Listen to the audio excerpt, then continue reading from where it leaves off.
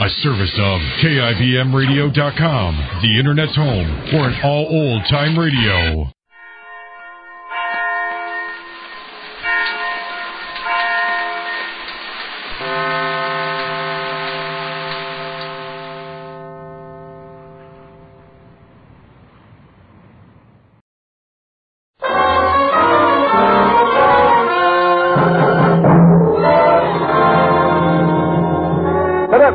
Presents Crime Photographer.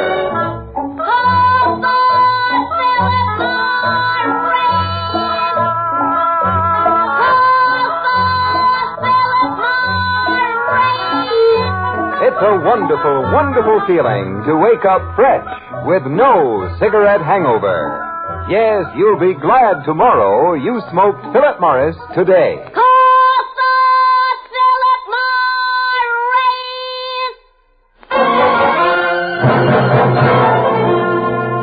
Good evening. This is Ken Roberts greeting you for Philip Morris and inviting you to listen to another adventure of Casey, crime photographer, ace cameraman who covered the crime news of a great city. Written by Alonzo Dean Cole, our adventure for tonight, Sellout.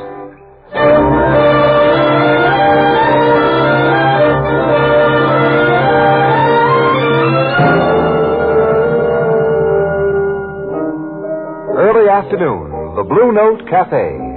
Its door opens, and from the rain-washed street... Hello, Overbreak. Hello, Miss Williams. Hey, you look kind of Oh, drunk. I feel that way. Please get me a cup of coffee. Sure. Looks to me like this rain's going to keep up all day. Yeah, I'm afraid so. Walter, 1 cup of coffee. Where's Casey? Over at the office.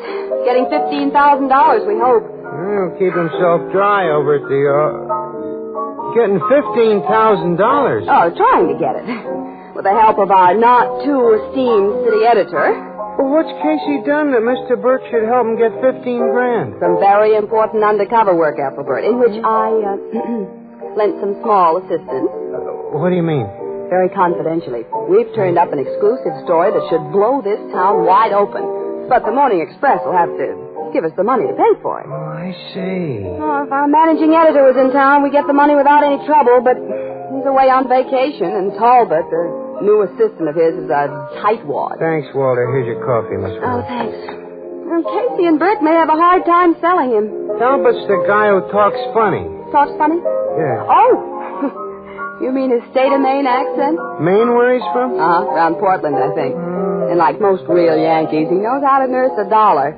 And since he's in charge of the paper's money right now... Say, what is this story that's big enough for a $15,000 payoff, huh? That, Ethelbert, is top secret at the moment.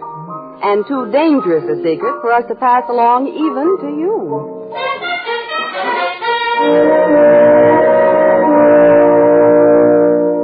Look here, Mr. Talbot. This story will be one of the hottest circulation getters the Morning Express has ever had. Burke here agrees with that. I certainly do. Talbot, such an expose of political rottenness will... Mr. Burke, I agree with you and Casey, but you're asking me to risk a large amount of this paper's money for an unknown quantity. Mr. Talbot, I've told you that... All you've told me, Casey, is that for $15,000, a man in confidence of Harry Fitzroy, the gang leader, will supply you with evidence that a number of important city officials receive a regular payoff from Fitzroy. But you give me no assurance the evidence will be sound. You have my assurance it'll be sound. Well, who is it that's selling out? I told you. His name has got to be kept out of this. Casey gave his word, Talbot. And the reason he has valuable sources of information among crooks is that he keeps his word. Thanks, Burke. Nevertheless, where I come from, we're taught never to buy a pig in a poke. So before I sanction any payment of $15,000, I want to know exactly what I'm getting. You mean you want me to... Full details, Casey, or no sale. Talbot, another paper may get this story if we wait. That's all, Mr. Burke. It isn't all. I'll go over your head, Talbot. Over my head? You're darn right I Hold will. your neck in, Burke. I didn't say I wouldn't tell the big brass here about him if I had to. It seems I have to. All right. Strictly between the three of us only. The guy who's selling out is Squint Hummel. Squint Hummel, eh? Yeah, Burke. He's very prominent in the Fitzroy gang. So you've learned something about our town in the short time you've been here, Mr. Talbot? I've endeavored to apply myself. Now, when and where are you to get the information from Hummel? Tonight. And to meet him at 9 o'clock in an isolated beach house on McBurney's Point. He'll turn over an envelope to me with a list of the city officials who take dough from Fitzroy. And with complete data on where, when, and for what services they take it. I'll double column it on the front page, exposing only a few of the crooked politicos each day. We can string the thing out for weeks. Yeah, and with exclusive pictures that I'll get. Yeah, would be great stuff, all right. Now, you'll simply go into this McBurney's Point beach house, Casey, and walk in? Oh, no. And to identify myself by blinking my car lights 3 times. If everything's all clear, Hummel will switch off his porch light. Aren't you taking a chance and going out there alone with $15,000? Hummel won't attempt to double-cross, Mr. Talbot. I trust in that much. All right, now, do I get the money? Yes, I'll sign an order for you to the cashier. Swell. Gonna be in cash. Of course, Casey, but can I trust you that much?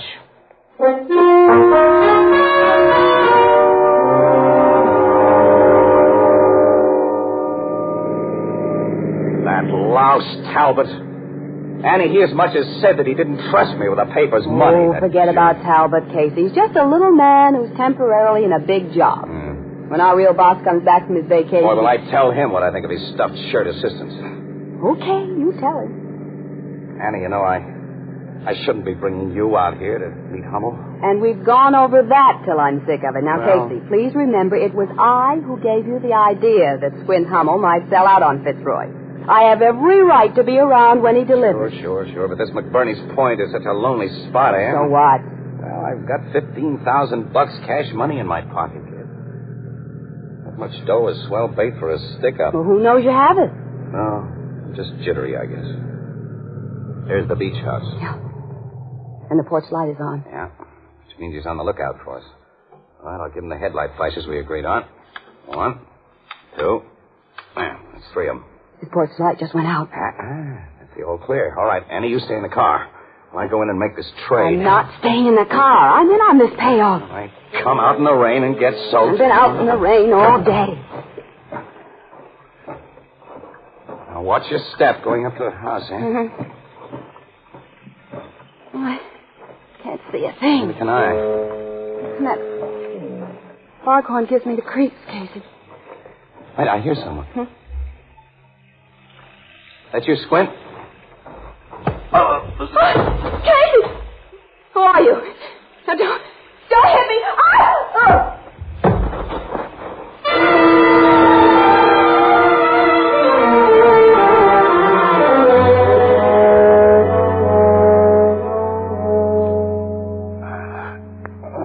Casey? Oh, speak to me, Casey. Oh, you're breathing, Casey. Hello, Annie. You're alive. I don't know about that. What happened? Someone hit us. I don't know who. You first and then me. I remember now. We were walking towards Squint Hummel's in the dark. And now we're in a car, and it's our car. We're not on a beach, and this isn't McBurney's Point. Oh, big trees all around us here. Annie. What? $15,000 is not in my pocket. Casey. That's why we were slugged that lousy double-crosser Hummel. He took the paper's money. Sure, and I was sap enough to think that he... Casey! What? In the back of the car. Look. Holy... It's Squint Hummel. With a bullet hole between his eyes. Get around the back seat of this crate. Oh, he went almost knee-deep in mud. Never mind the mud. Yeah, there are 2 other bullet holes in Squint's chest. Whoever shot him did a thorough job. Why? Body's still warm. Let's see it. I mean, you shouldn't go through his pockets like that, not until the police... Yes, I should when I'd lost $15,000. No. Dough isn't on him. There's the envelope he was going to give us. You mean the dope on Fitzroy? You get the picture, Ann? Fitzroy got wise to Hummel's sellout. So he has his rod shoot Hummel. And he takes the information that he has written out for us. And they wait for us to show up, and they take our $15,000 as well. As a final touch, we're dumped into our own car along with Squint's body and driven into this mud hole. Why were we driven here and left? Annie, you're not out of your daze yet. Hummel's body is in my car. A car I can't move out of this mud. And if I moved the body, this back seat would still be covered with blood. I'm framed for Hummel's murder. Casey. And a man like Talbot will believe that you killed Hummel so you could keep that $15,000. Sure. After getting a load of his suspicions, the cops would think I meant to ditch Hummel's body somewhere in these woods and then keep on driving. He'll figure I got stuck in this mud hole by accident. Well, I can tell him... Wait a minute, kid. Wake up. You're in this as deep as I am. Casey... Let me look around in here. Fitzroy made this frame really good. That gun. Look at that. 3 empty shells. The gat's still warm. Hey, Squint Hummel must have been shot here just now. And somebody in the neighborhood may have heard the shots. Look, Casey. Huh? That bobbing light up the road. I see it. Somebody carrying a lantern. Annie, get out of this car. We gotta meet him and head him off. He mustn't have a chance to see the body. No, we must have time to think this out. Say, kid, we are in a jam. Hi, down there. Hi, yourself. You folks in any trouble? No trouble. Oh, no. Out for a walk on a bad night like this? Yeah, we like the rain. Must have a car parked someplace. Yeah. Mm-hmm. Didn't get stuck in the mud, did you? Oh, no. No, that car's all right. Say, I didn't make you out till I got this close, mister. Guess you didn't find that telephone. Telephone? I told you there was one at the Beeman place. You told me I'd find a telephone at the Beeman place? Don't tell me you don't remember that. Mister, I never saw you before. We haven't been to your house. He was. About 10 minutes ago, lady, but I didn't see you. I don't like this at all, Annie. Look at me close, Mr. Mosley's the name. Okay, Mr. Mosley. Look at me close. I'm the guy you saw before? Well, you got on the same hat and raincoat, same size, and you got mud up to your knees. Look at my face. I couldn't see your face before. You had your collar up and your hat pulled down. Annie, you get it? I'm afraid so. You're the same feller, all right, only now I ain't so sure that you're a boss man. What, man? Like I said when we talk at the door of my house. Annie, up the road. A car coming. The police searchlight on. That's a prowl car. Oh, brother, now we're in for it. Casey, what are we going to do? Hey, who are you people? You know me, Officer Bannon. Oh, hello, Mosley. Just got a radioed report of gunshots. Know anything about them? I heard them, too. Glad to see you drive up here, Officer Bannon. I think these folks need investigating. Now, look here. Where's your car, mister? We may as well face it, Casey. Yeah. All right, my car's stuck in the mud hole back there, officer. You'll find a dead man in A it. dead man? But we can Put explain. your arms over your head. That's right, Bannon. Put your gun onto The them. sooner you get Captain Logan of Homicide out here, the sooner you can relax your grip on that shooting iron. Captain Logan knows us very well. I'll bet he does, and the commissioner will be a friend of yours, too. Well, if you don't believe me, get on that prowl car radio of yours and call Officer headquarters. Bannon, there's another car coming. Yes, I see. Hey, you in that sedan. Who are you? What are you doing here? This is for you, copper. Officer Bannon's been shot. I'm getting out of here. Rescue him. Don't move or you'll get it too. Hey, the old guy, where did he go? He got away among those trees. Anyway, those two are the chumps we want. What? You want us? And how? Hand over that envelope you got from Hummel, Casey. Hey, you're Ed Stark, one of Fitzroy's mob. Where's that stuff? You think I got something from Hummel? Yeah. I don't get this. Oh, Casey, we thought... Will you hand it over? Or shall we find it? The hard way for you. Starky, I didn't get any stuff from Hummel. Yeah, that's the way you want it. Work him over. Don't hit him with that gun! Oh! You'll get the same, sister, if you don't come clean. That's a promise. Now, where's the stuff Squint Hummel gave you? And where is Hummel?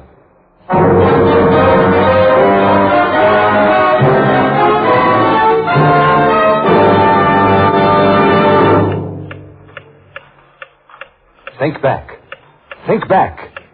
This morning, did you wake up with cigarette hangover? That stale, musty, smoked-out taste in your mouth. Cigarette hangover.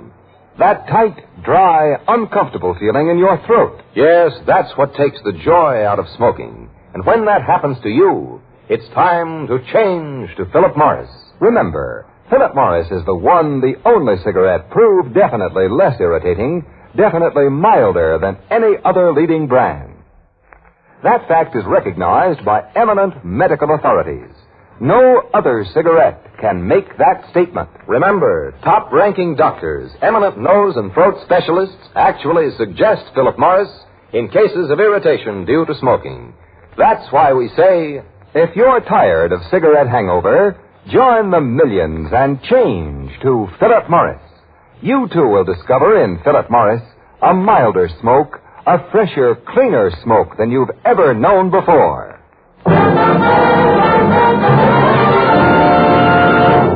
And now, back to Casey, crime photographer.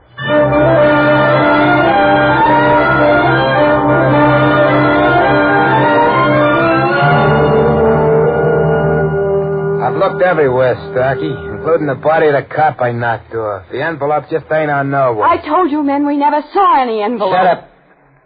Sure you gave Casey's car a thorough going overboard? You saw me do it. Yeah.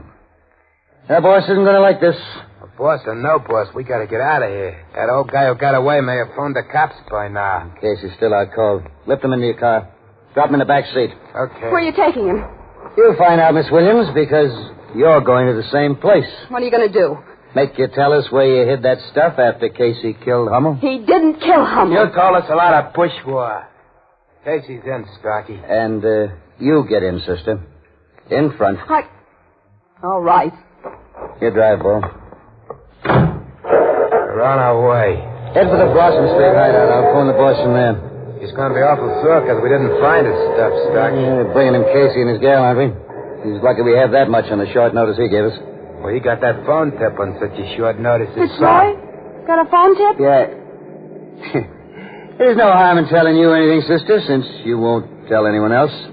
Some guy who wouldn't give his name phoned the boss around 9 o'clock and spilled your whole setup. He told Fitzroy that you'd find us where you did find it? That's why we went there. But we expected to find Squint Hummel alive. You and Casey worked too fast for us. You didn't go first to McBurney's Point? McBurney's Point? Why should we have gone there? Now, look here.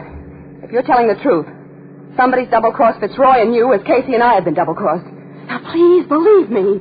If we did, or the boss does, you won't be any better off. What? You and this sleeper back here saw us shoot a cop tonight. And we ain't giving you no chance to talk about it. We'll make our chance. Hey, Bull, he's got my gun. Yeah, now blast your head off, Bull. Get your hands off that wheel. Straighten this car. Okay. Playing possum back there. That's right. I was just waiting for Stark to get careless. Oh, you... Don't move, Stark. All right, now, Bull, stop the car. Okay. And take his gun. You bet. I've got it. Get out on the road, you birds. Get out. You heard me. Casey, aren't you going to take them to the police? We're throwing a clink ourselves for the murder of Squint Hummel. Well, You can't do nothing to us. Oh, yes, I can. I can give you what you gave me. Hey, don't hit me when I come in. Don't. Sure is nice to be on the sending end for a change. Gee, you're hitting so hard, Casey. Not too hard. They'll lie quiet there, and the cops pick them up. But you just said that we And couldn't... we couldn't take them to a precinct station. That's true, but I can and will phone from one of the nearest drugstore. Without saying who you are. Yeah, I'll get back in their car. Annie, we're leaving here. Okay. Where do we go after you phone the cops to get those guys? We'll go on the lam, kid, until we can deliver the real killer of Squint Hummel. Well, how are you going to find him? We have no idea who he is. Annie, old man Mosley saw the killer. The guy who wore a raincoat and a hat like mine. Now, that was part of the frame-up, to place me definitely at the scene of the murder. Well, but who had any motive to frame you and me outside of Fitzroy? You heard what those gunmen told me. Yeah, but they didn't go to McBurney's Point. And that Fitzroy knew nothing about Hummel's promised sellout to us until he got an anonymous phone tip. Nuts, it doesn't make sense. Well, I think the whole thing just happened as it did, Wait a minute, there's a drugstore. After I phone the nearest precinct station and tell them where to pick up those Fitzroy Red Hots, I'm going to call Logan. Well, Casey, Captain Logan's cop first and a friend afterwards. Now, to give him an inkling of where he can find it. Well, I won't, yes. But I think you'll put friendship first for, well, maybe a little while. I hope so. Okay, I don't see any cops around. Now, you stay in this car, Annie, and keep your face out of sight. Yeah, all right. But, Casey, we can't stay on the lam for very long. No, I'm afraid not, kid. You, at least, aren't the type.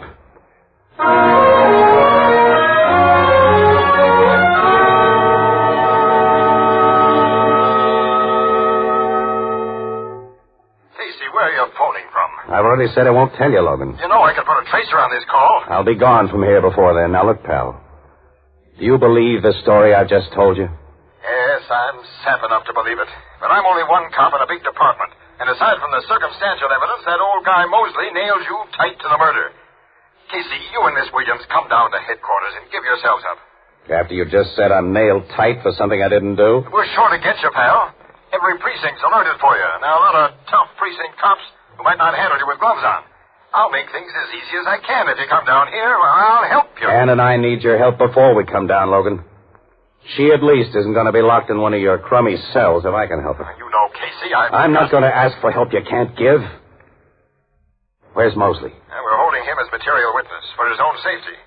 Well, I want you to send Mosley home. But, Casey, the Fitzroy gang don't like witnesses. They'd bump off old Mosley. Logan, I sent a carload of precinct men to pick up the killers of that cop. Well, that's news.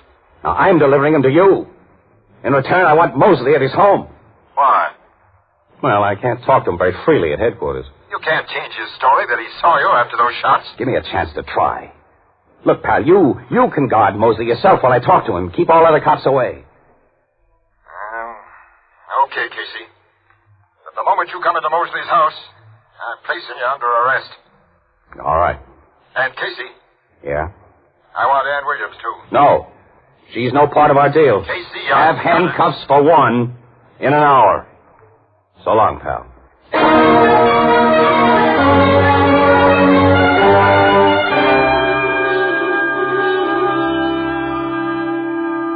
Mr. Casey, I'm just as sure as can be you're the fella come to my door tonight. Yeah, but Mr. Mosley, you admit you didn't get a good look at that guy's face. Over and over, he's repeated his positive identification of everything else about you, Casey. Well, the guy's hands, his feet.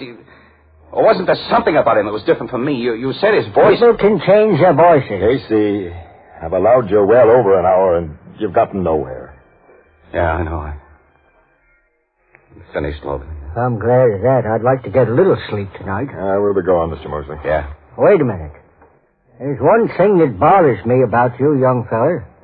I could have sworn you were a boss man. Boss man? You said that once before.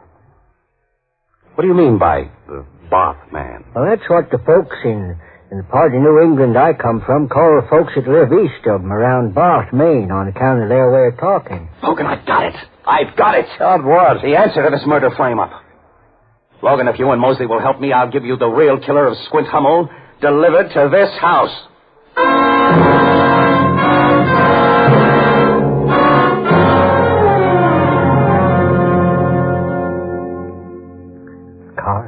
The car's pulling up outside. Yeah, it's his car, Mosley. Casey, he did fall for that line. You had Mosley hand him over the phone. I'll say he did. He's on his way to the door. We'll get out of sight in that next room, Casey. Okay, come on. I'll be covering you, Mr. Mosley, so don't worry. I ain't worried.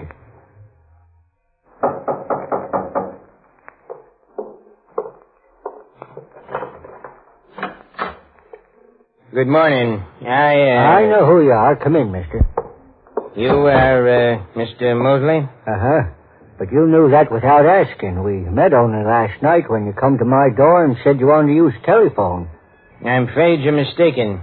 Well, if I'm mistaken, why did you drive way out here to see me at 2 o'clock in the morning, hey? Because your phone call of an hour ago roused my curiosity. You intimated that you possessed exclusive information about the murder of a man named Hummel. Let's not beat about the bush, mister. I said over the phone, as I'm going to say now, that the fellow accused of that murder ain't guilty. And I know who is guilty. Who? You. What evidence have you for your accusation? I'm keeping that to myself until we make a deal. I'd like you to be more specific.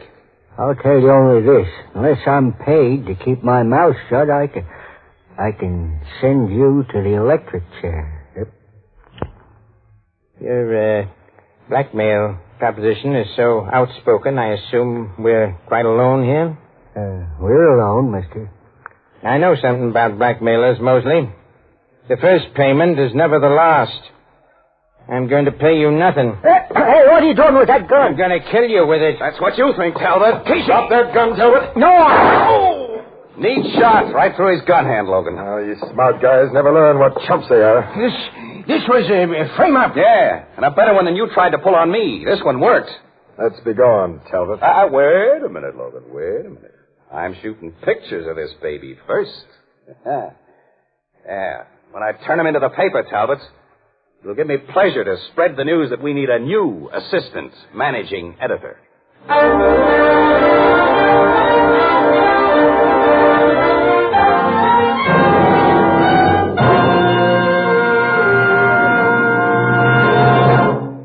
We'll join our friends in the Blue Note in just a moment. But first, it's a wonderful feeling. It's a wonderful feeling. It's a wonderful, wonderful feeling to wake up fresh with no cigarette hangover. Yes, that's something more and more smokers who have changed to Philip Morris are discovering every day.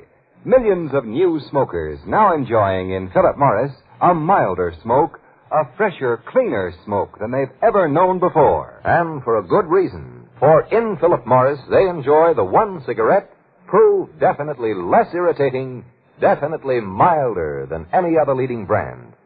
Yes, it's actually suggested by top-ranking doctors, eminent nose and throat specialists in cases of irritation due to smoking. Doesn't it make good sense for you, too, to try Philip Morris? Yes, join the millions and see what a difference it makes, what a pleasure it is to smoke America's finest cigarette. Next time you step up to a cigarette counter, call for Philip Morris. And remember, you'll be glad tomorrow you smoked Philip Morris today.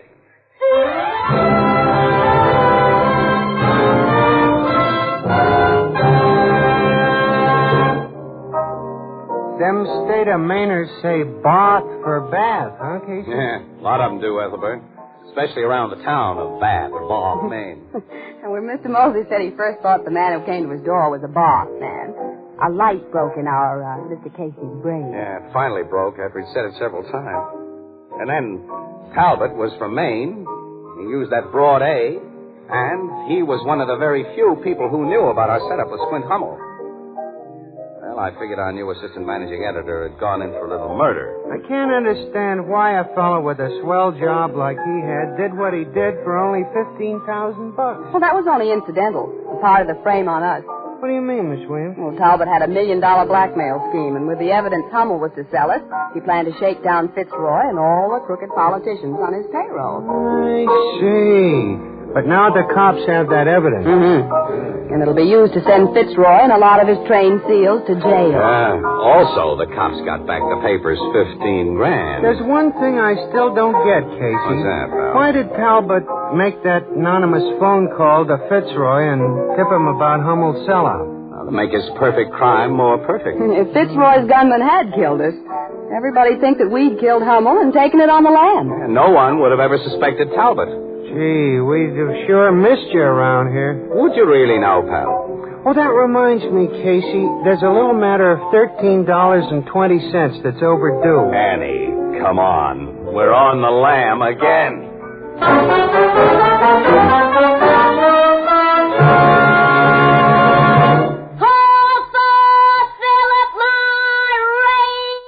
Friends, remember this. If you're tired of cigarette hangover, call for the one cigarette that gives you a milder, fresher, cleaner smoke. Yes, from now on...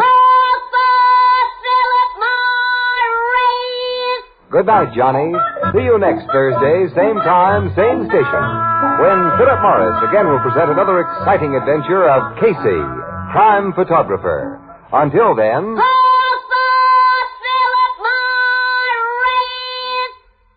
Smoke a pipe? You get real solace, comfort, and pleasure from Revelation. Plus smooth burning. Plus a swell aroma. Revelation pipe tobacco is a revelation in smoking pleasure. Only 15 cents.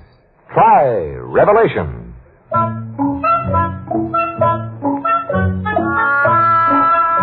Crime Photographer, starring Stock Cotsworth as Casey, is produced and directed by John Dietz.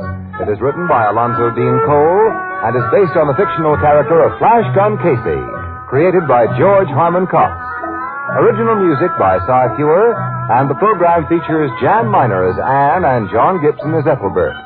Herman Chittison is the Blue Note pianist, and this is Ken Roberts saying good night for Philip Morris, America's finest cigarette. This is CBS, where 99 million people gather every week, the Columbia Broadcasting System.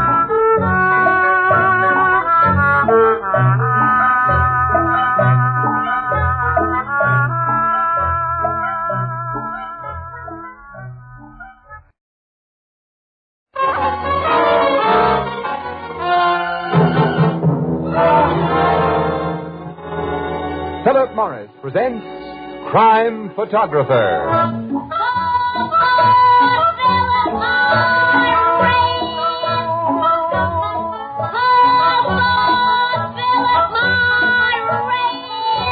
It's a wonderful, wonderful feeling to wake up fresh with no cigarette hangover. Yes, you'll be glad tomorrow you smoked Philip Morris today.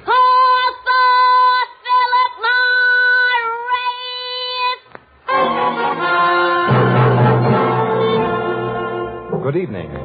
This is Ken Roberts greeting you for Philip Morris and inviting you to listen to another adventure of Casey, crime photographer, ace cameraman who covers the crime news of a great city. Written by Alonzo Dean Cole, our adventure for tonight, Death of a Stranger.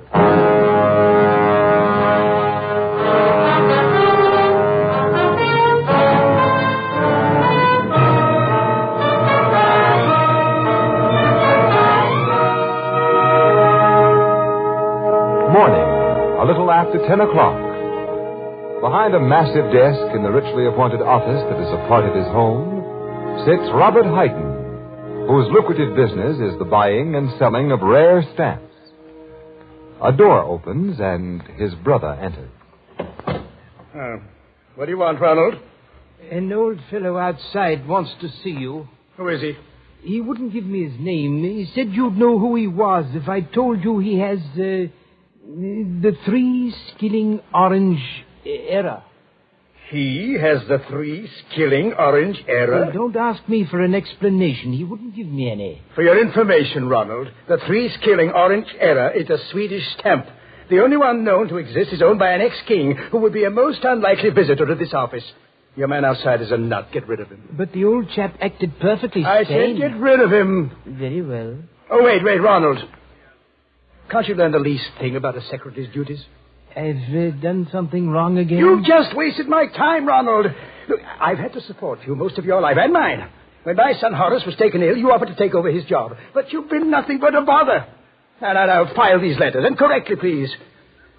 I'm going upstairs and see Horace. He's gone out for a walk. Why, the doctor told him to stay in bed. Oh, that young fool.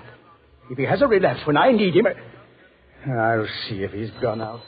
Answer that telephone and say that I'm out. Wait. I'm expecting a call from my son, Arthur. If it's him on the wire, say I'll have that check for him this afternoon, and not to bother me about it before then. What check? Oh, he'll know about it. Pick up that telephone. I'm going up the back stairs. Robert Hyden's office. His secretary speaking. Well, you're learning, Uncle Ronald. Soon you'll be a better secretary than I am. Oh, it's you, Horace. Mm-hmm. Is Dad there? He just went upstairs to raise the dickens if he found you out of bed. Well, I'm down in Market Square. I walked all the way here, and I feel fine. Oh, your dad won't like it. Does he ever like anything I do or you do? The only member of the family who ever gets a decent word out of him is my little brother, Arthur. Is he around now? No, but your father's expecting him, I think, to pick up a check. Another check for the fair-haired boy, huh?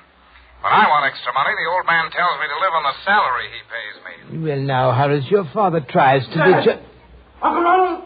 What? Come here! Someone help! What was that, Uncle? Your brother, Arthur, he's yelling. Hold the wire, Horace. Uncle Ronald! What's wrong, Arthur? I just came into the outer office, and I found that man. Look at him. Good. Arthur, Ronald, what's going on here? Who is that? That's the stranger who wanted to see you, Robert, the man who gave me that message. There's a knife in his throat. I found him slumped in the chair like that. Is he dead? Yes, Arthur, the man's dead. Looks like suicide.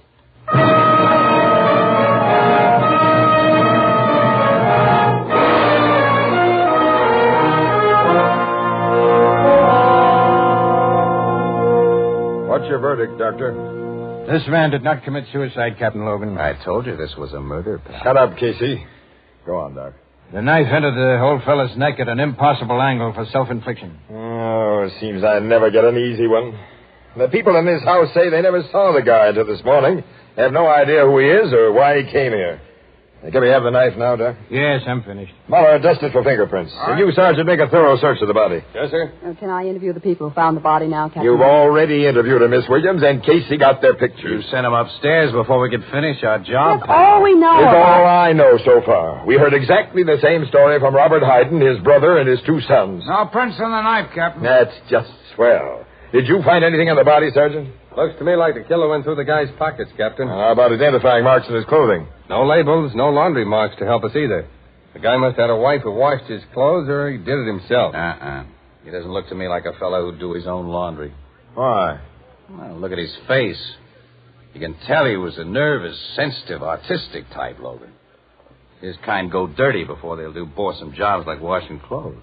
Yeah, this guy had an interesting face, Annie. Mm-hmm. Yeah.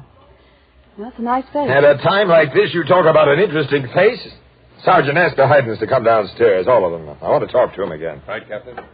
You think one of them may have been the killer, Captain? Miss Williams, how can I think anything yet about this case? I merely asked. Hayden has quite a fancy setup in this big old house, hasn't he? He's many times a millionaire.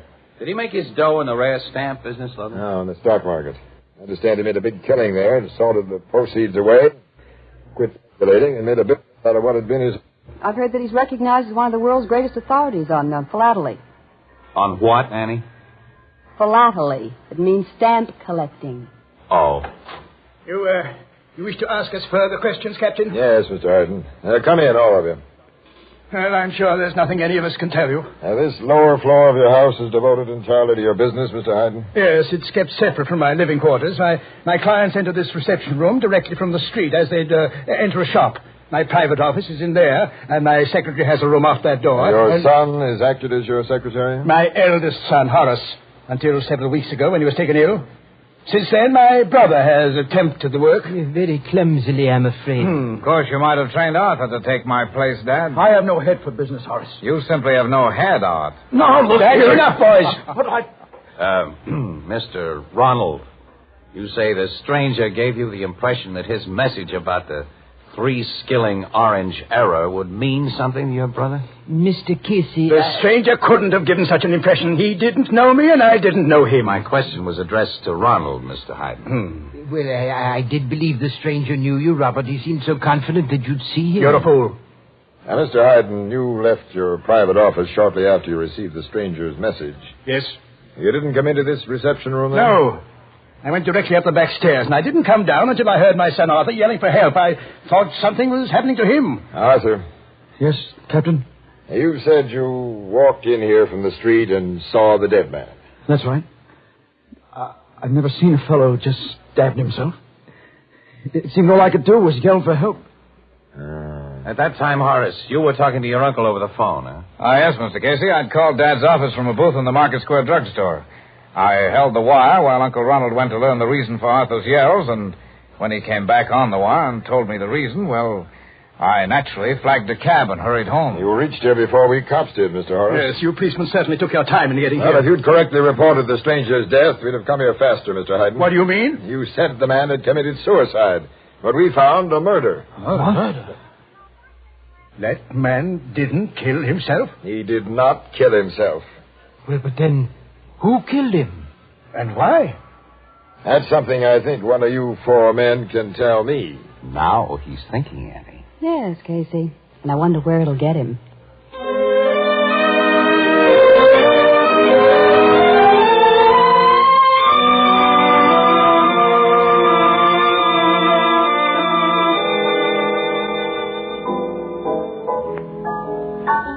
Just a minute, Mr. Nestor Camp. I'm fixing up your order. You say Logan got nowheres with them Haydens, huh, Casey? No, nowhere at all, Etherbert. They haven't changed their stories of it. And the victim's identity has to be known before Captain Logan can hope to prove that one of the Haydens or anybody had reason to kill him. Logan lost his sense of values on this one, Annie. Showed his hand too soon. There's no clue to the stranger's identity, huh? Nope. That makes things really tough. You think any one of them Haydens could have done it except the one who was telephoning from Market Square? I don't know. And we won't know anything about this stranger until... You know, that guy's face haunts me, Annie. No, it's the kind of a face that you don't forget. Yeah. If the paper had print that close-up I took of him, Yeah, somebody would be sure to identify it. Why won't they print it? Well, did you ever see a close-up of a guy with a fresh knife wound in his throat? No. Well, you won't. In any family newspaper, Ethelbert. Too many customers wouldn't like it. Well, I'm a customer, and I wouldn't object. Well, all right, pal. You asked for it. Here's the picture I took of the dead stranger. Oh. You see? Yeah. Hey, that dead guy is Mr. Carfora. What? He lives in my neighborhood, Casey. Where? Oh, who was he? Where? What was he? Mr. Carfora owns a little old house on Bay Street, just back of the lumberyard. He and my sister Edna sent their clothes to the same wash lady. And she says he'd done some kind of work in his house, but she didn't know what. Annie, we're going to that house on Bay Street right now. First, I'm going to kiss Ethelbert. Blue Note Cafe, Ethelbert Oh, Miss Williams.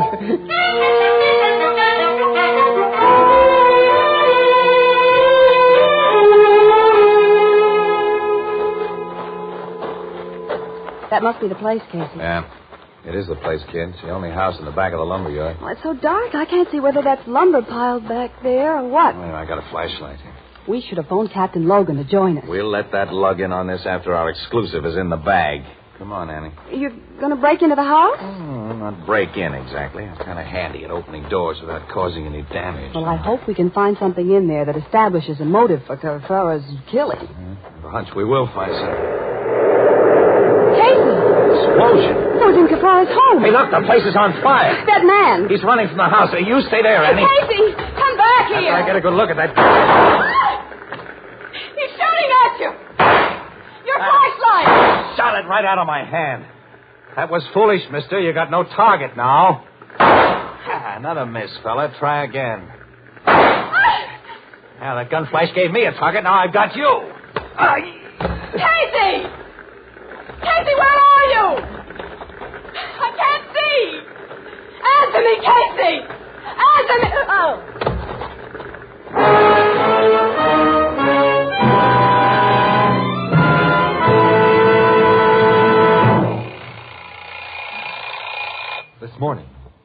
This morning, when your alarm clock rang, did you wake up with cigarette hangover? That stale, musty, smoked-out taste in your mouth.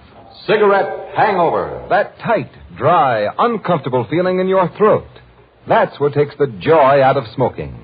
And when that happens to you, it's time to change to Philip Morris. Remember, Philip Morris is the one, the only cigarette proved definitely less irritating, definitely milder than any other leading brand. That fact is recognized by eminent medical authorities. No other cigarette can make that statement. Remember, top-ranking doctors, eminent nose and throat specialists actually suggest Philip Morris in cases of irritation due to smoking.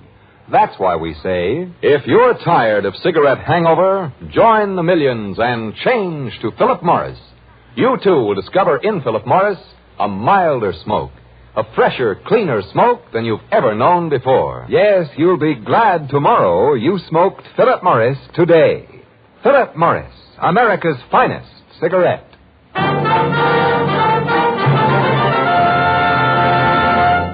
And now back to Casey, crime photographer.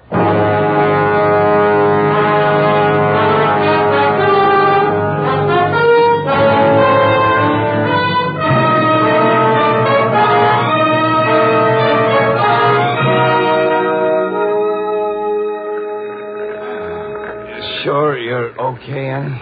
Yeah, I didn't really black out, Casey. The wallop I got was just a glancing blow. There's a welt on my head the size of... Don't sit up. Sit still for a while. Don't try to move. We got to get away from here, kid. That burning house is throwing out too much heat. And smoke. Somebody's turned in a fire alarm. Yeah, the trucks are coming. I hear 'em. And it'll be too late to salvage much from that little shack. Any evidence we might have found there's ashes by now. The man who shot at us and slugged us set that fire. Sure did. Annie, we may find out something more. What you picked up? A gun. A hot revolver with an empty cylinder. Oh, that man dropped it after he hit us with it. And it might tell us who he is. Let's get it to Captain Logan. Wait a minute, Annie. Wait.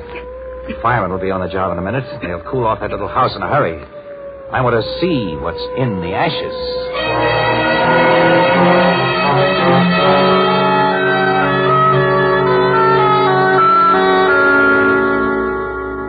You say this guy Carfora was an engraver, Casey? Well, that had been his trade, Logan, but the guy was essentially a hobbyist.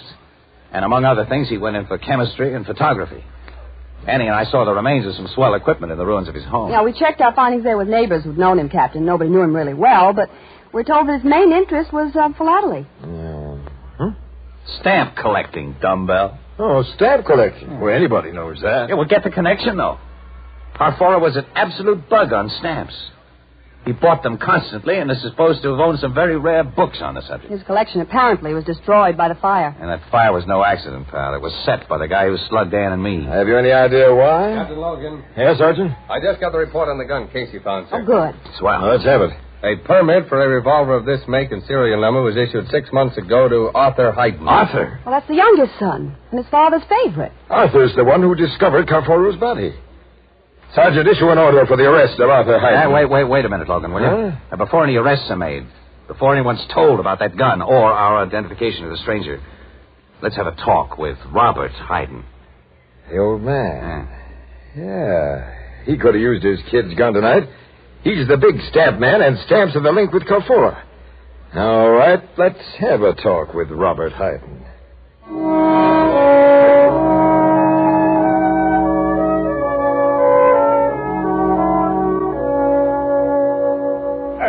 This is an imposition, Captain. Well, why should I open my office to you at this time of night? Because it affords more privacy than your living rooms upstairs, Mr. Hyden. And we'd like to have privacy. For more idiotic questions about the death of that unknown man, Mr. Casey? We'll try to keep our questions a little short of idiotic. You haven't up to now. But citizens must cooperate with the police, I suppose. Please step into my office. Ladies first, Miss Williams. Oh, thanks.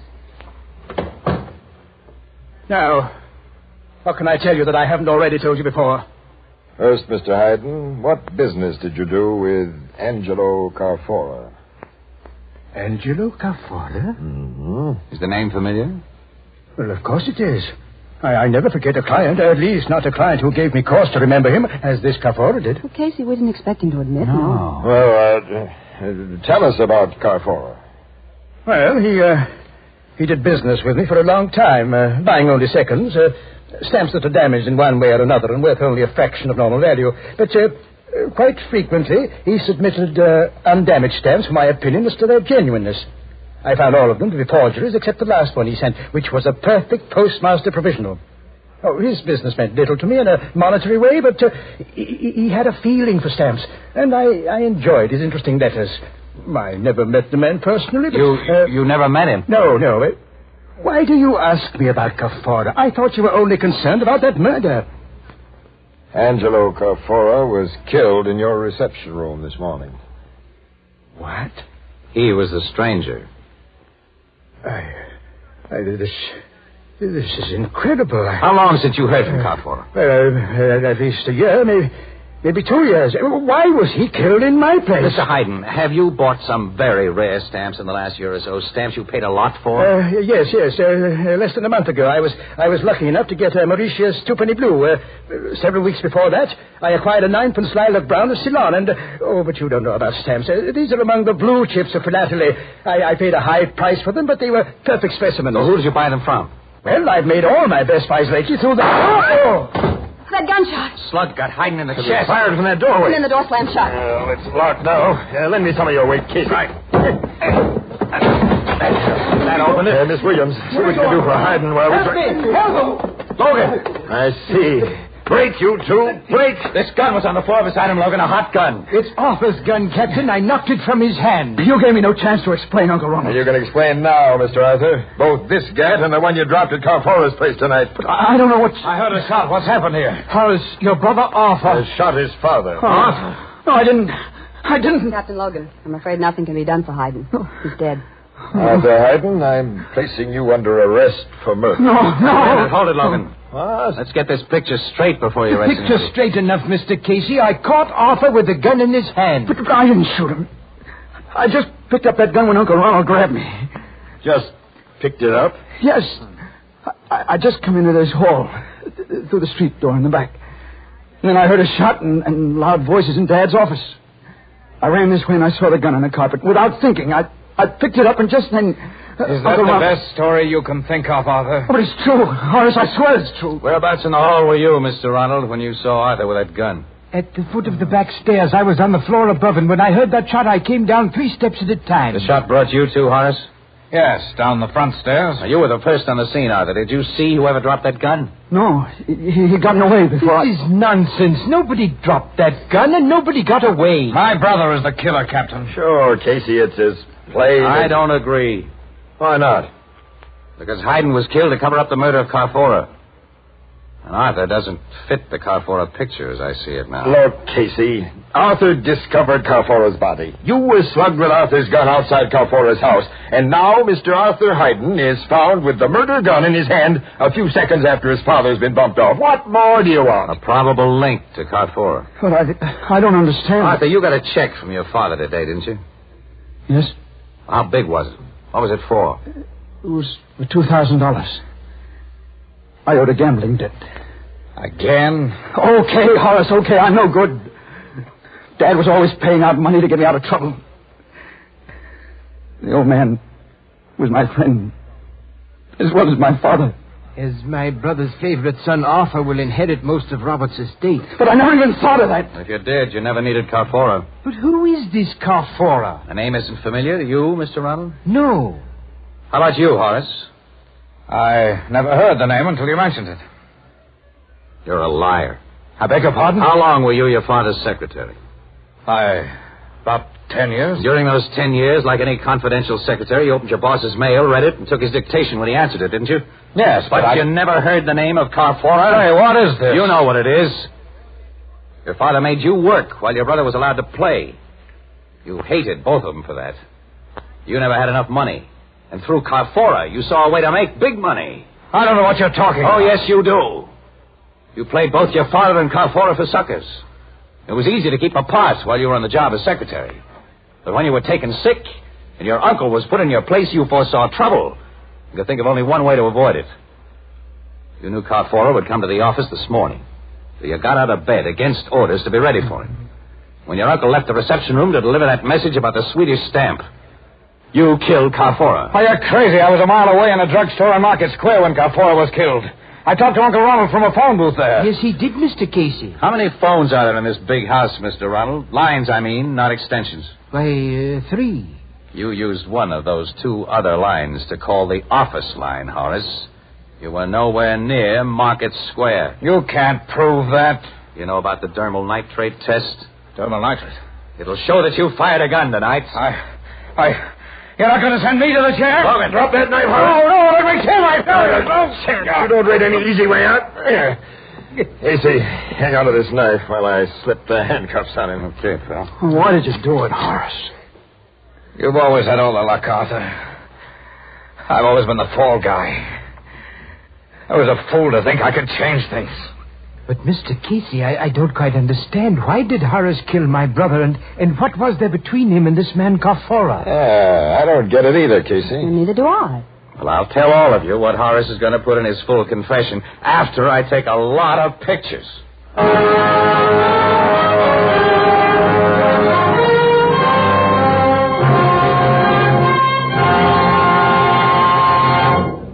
We'll join our friends at the Blue Note in just a moment. But first... It's a wonderful feeling. It's a wonderful feeling. It's a wonderful, wonderful feeling to wake up fresh with no cigarette hangover.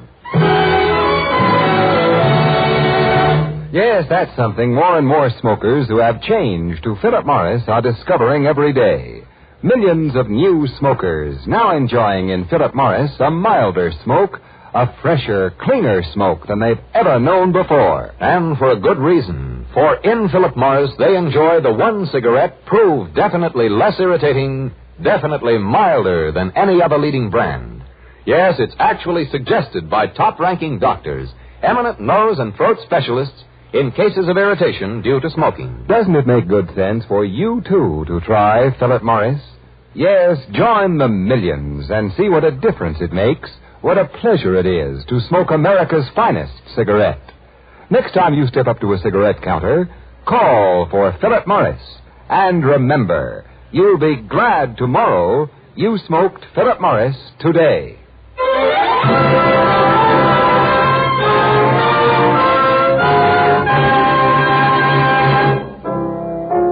Did Casey call a turn on Horace's full confession in advance, Miss Williams?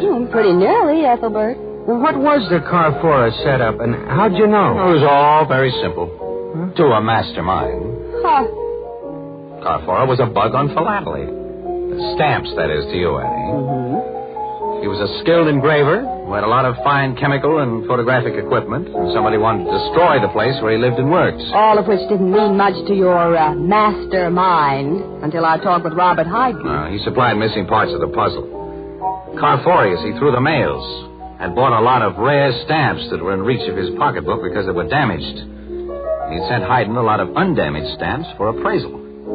In Hyden's expert opinion, all were forgeries except the last. Which told the great Casey that Carfora had been trying to make perfect stamps by copying damaged ones and had finally succeeded. You mean he was a stamp counterfeiter? Yeah, that's right. But he didn't try to pass his counterfeits off as a genuine article, though. He wanted to sell them for what they were, perfect copies. But Horace was hit with a big idea. He made a deal with Carfora, and an exclusive secret deal, but in his father's name. And then stamps for which he paid Carfora only a few dollars, he sold to his father and other collectors for thousands. Gee, what a racket. And like all crooked rackets, it couldn't last. Carfora called to see old man Hyden, which would have exposed the whole setup, of course, so Horace had to kill Carfora. Then he removed all identification from the little guy. Which gave him time, as he thought, to set fire to Carfara's house and then destroy all the evidence of his counterfeiting activities before the police could see the evidence and smell a rat. Then Horace shot his old man to keep us from smelling the same rat. And tried to frame his brother for both jobs. Nice guy. Charming person. Annie, it's lunchtime. Would you like to put on the feed bag with a really charming person? Meaning, of course. Oh, of course, but the great Casey. Are you paying, or do we go Dutch, or must I lend you 10 until payday? Now, that's a nice question. Well, it's a fair one. Like all the masterminds of my acquaintance, you're usually broke. Well, as a matter of fact, tonight I am. No wonder. What do you mean? Well, he's been associating with stamp collectors all day. What's that got to do with it? Philately. Don't you get it? He's philately broke. Oh, Apple.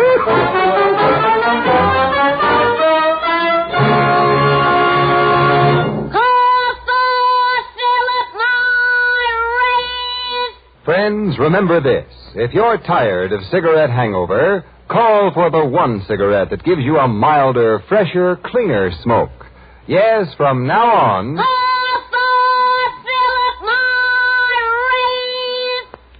Good night, Johnny. See you next Thursday, same time, same station. When Philip Morris again will present another exciting adventure of Casey, crime photographer, starring Stotts Cotsworth. Until then... Smoke a pipe? You get real solace, comfort, and pleasure from Revelation pipe tobacco. Plus, smooth burning. Plus, a swell aroma. Revelation pipe tobacco is a revelation in smoking pleasure. Only 15 cents. Try Revelation. Crime Photographer is produced and directed by John Dietz. It is written by Alonzo Dean Cole and is based on the fictional character of Flash Gun Casey, created by George Harmon Cox. Original music by Cy Fewer, and the program features Jan Miner as Anne and John Gibson as Ethelbert. Herman Chittison is the Blue Note pianist. This is Ken Roberts saying goodnight for Philip Morris, America's finest cigarette. This is CBS, the Columbia Broadcasting System.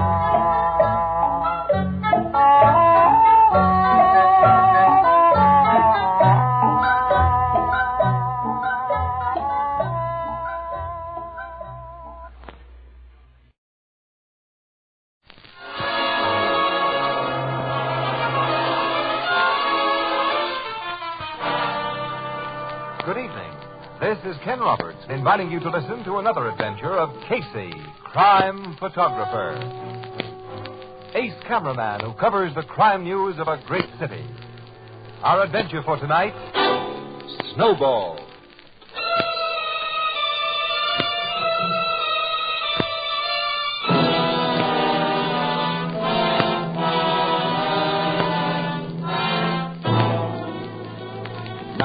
about 10:30.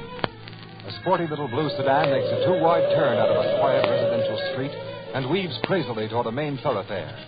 In a police prowl car that has been idling along. Look at that, Stutz. I see it, Ryan. We'll stop that little blue wagon quick. Good gravy, it must be lit to the rafters. Even money, there's a dame behind that wheel. When a gal tanks up those fancy cocktails. We'll soon see. Pull up there. Pull up, you. Okay. What's the matter, officer? You win, Ryan. It's a guy. I wasn't speeding. I didn't pass that red light. You'd have no chance to, brother. You're under arrest for drunken driving. What do you mean, drunken driving? Sober's a judge. We can see how sober you are. And smell. Well, I admit I had a few scotch. Let's see your license and car registration. Well, look, I wasn't so wrong either, Ryan. There's a dame in this back seat. Cover it up with a blanket. What do you mean, Dave? Forget about your girlfriend, mister? I didn't have You're any... drunk. The dame's passed out, Stutzy? Yeah, out cold. Hey, she is cold. Huh? Ryan, this woman's dead. Dead? Look at the bruises on her neck. I think she's been strangled. I never saw that woman before. I never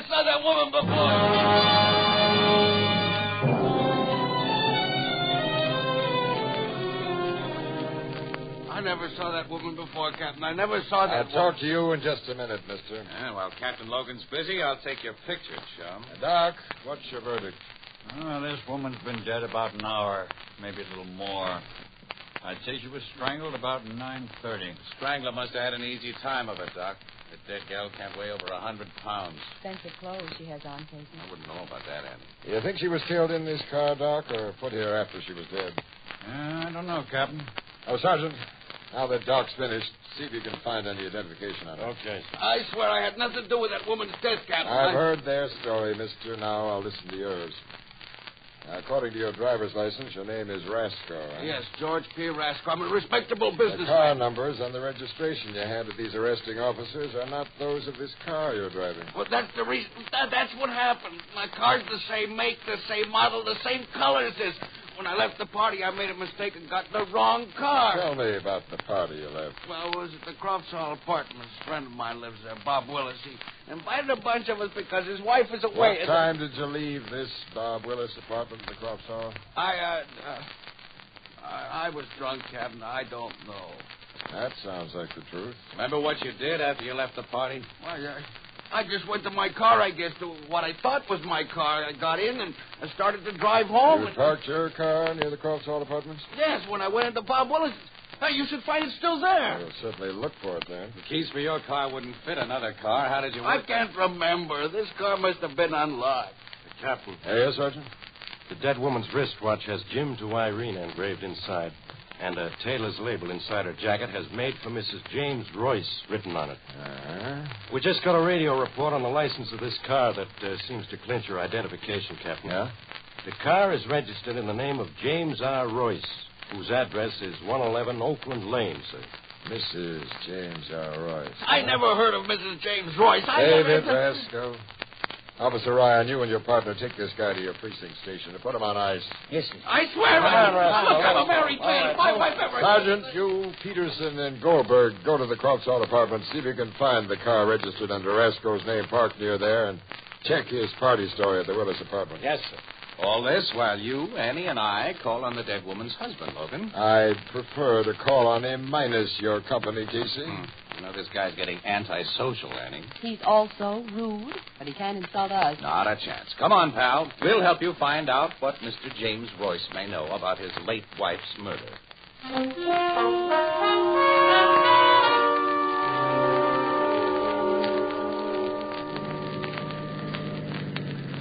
This is the place, 111 Oakland Lane. Neat little house. In a lovely neighborhood. Now we'll see if Mr. James Royce is at home. Doesn't look as though he is, Logan. No lights showing in the place. Well, it's after 11, Casey. He's probably in bed. All people aren't night owls like ourselves. Yeah, sometimes forget that, Annie. We'll soon find out. Well, that bell should wake him. I'll buzz him again. And longer. I hope he isn't home. I hate this kind of a job, breaking the news of a tragedy. Yeah, me too. You and Casey invited yourselves here, Miss Williams. No. Hey, take your finger off that bell button, Logan, fast. Oh, what? Smell that, smell. Uh-huh. Here, your nose close to the door jamb. Gas? Yeah, it's cooking gas. Casey. Break the glass panel of this door, Logan. Use your gun, bud. Hurry up. House must be full of it. Reach inside and turn the door latch. I've got it. Kick out those windows, Casey. Get air in here. I'll fix these. Okay. I'll find the light switch. No, Annie, no. The switch would make a spark and it blows up. The doorbell didn't set this stuff off. I'll use my flashlight to see. That gas will be coming from the kitchen stove. Sure, back this way. There's the kitchen. Oh, that man.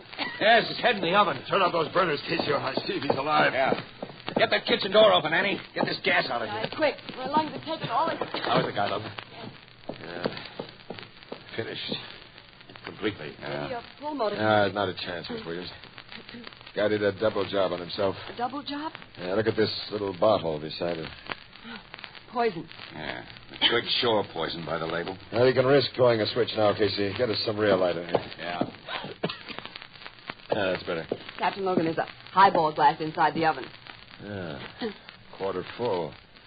Apparently this guy mixed his poison with a little joy juice after he turned on the gas and drank it and slumped down with his face in the open oven. He was thoughtful of the neighbors. He turned off the pilot light before There's he turned a on wallet the gas. in his hip pocket. Let's see. There's his driver's license. I imagine he... Yep.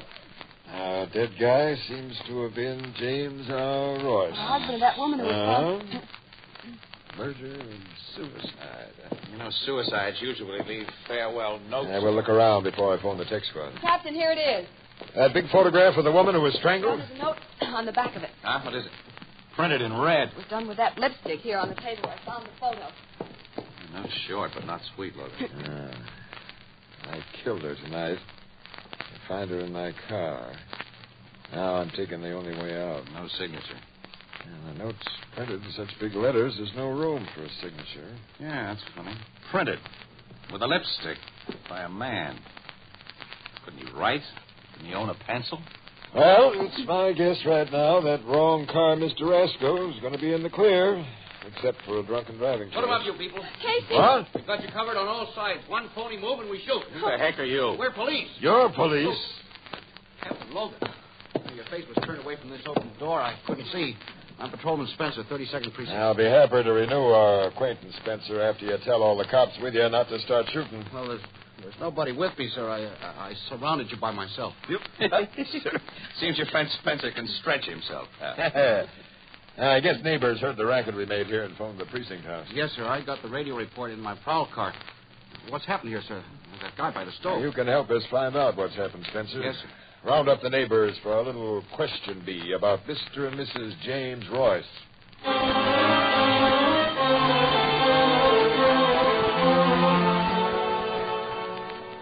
No, Captain, I know nothing whatever about Mr. and Mrs. Royce's movements tonight. Oh, I can't believe it. I'm sorry I had to shock you with the bad news of what we found, Mrs. Taylor, but I need your help. My help? As the Royce's closest neighbor, I've come to you first. You must have known the couple rather well. Yes. Would you please tell me what you know about them? Well, To begin with, did they quarrel? Almost constantly. Jim, Mr. Royce was madly jealous of his wife, Casey. Jealous, huh? And I'm sorry to say she gave him reason. Oh, I don't mean she did anything bad. Irina was simply a pretty, vain little thing who craved masculine attention. But no married woman in this neighborhood has felt really secure since Irina Royce has lived here. You felt insecure, Mrs. Taylor? No, Mr. Casey, I'm a widow. Oh. Now, Mrs. Taylor, in your opinion, could Royce's jealousy have led him to kill his wife and then himself? I've heard him threaten to do what he did tonight. You have? Many times. So have others. Poor Jim had a violent temper, and he often shouted so everyone in this block could hear. Now, what was Royce's job, and where did he work? He was sales manager of the Carlton Judd Manufacturing Company. Carlton Judd. It's a first-class firm, Logan. They make electrical equipment. Casey and I have met Mr. Judd and his wife. What? Have we any? Oh, don't you remember? Last year when we covered the opening of that new slum settlement house on Ivy Street, the Judds had to put up most of the money for it. Wait, I place him now. Sure. Big, homely, middle-aged woman and a big, handsome, gray-haired man. Yes, I think I know why you didn't forget him, Annie. He made quite a play for you. Don't be silly. He's simply a born ladies' man who's naturally nice to every girl he meets. I'll call on the Carlton Judd outfit first thing in the morning. Thanks very much, Mrs. Taylor. Not at all. I'll call on some of the other neighbors now. I think they'll tell you substantially what I have, Captain. Logan. Huh? Your cops can call on the other neighbors. We're going to visit Royce's boss, Carlton Judd. Casey. I've just remembered something you've apparently forgotten, Annie. His address. His address? Yes, Carlton Judd and his wife live in the Crofts Hall apartments. The Crofts Hall? Where Rascal claims he got in the wrong car with the dead body of Mrs. Royce. Mm-hmm. Interested, Logan? Come on. After I get a report from my cops who are checking Rasco's story about that swanky joint, I may want to talk to Mr. Judd.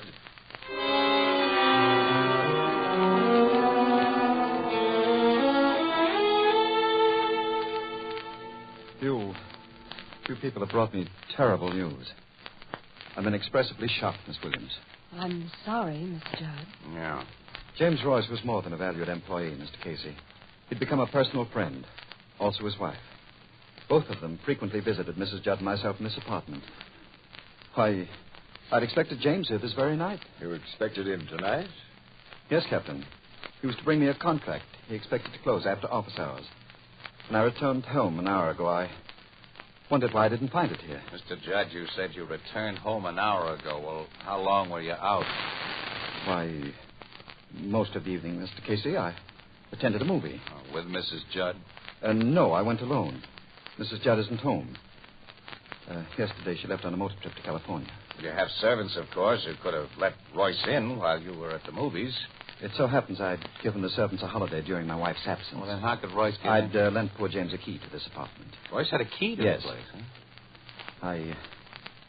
I simply can't believe he's dead and had his lovely wife. So was she as lovely as she looked, Mr. Judd? Yes. I considered Mrs. Royce to have been an altogether splendid woman. Well, you knew her. We didn't. Captain, if there's any way I can be of service, please command me.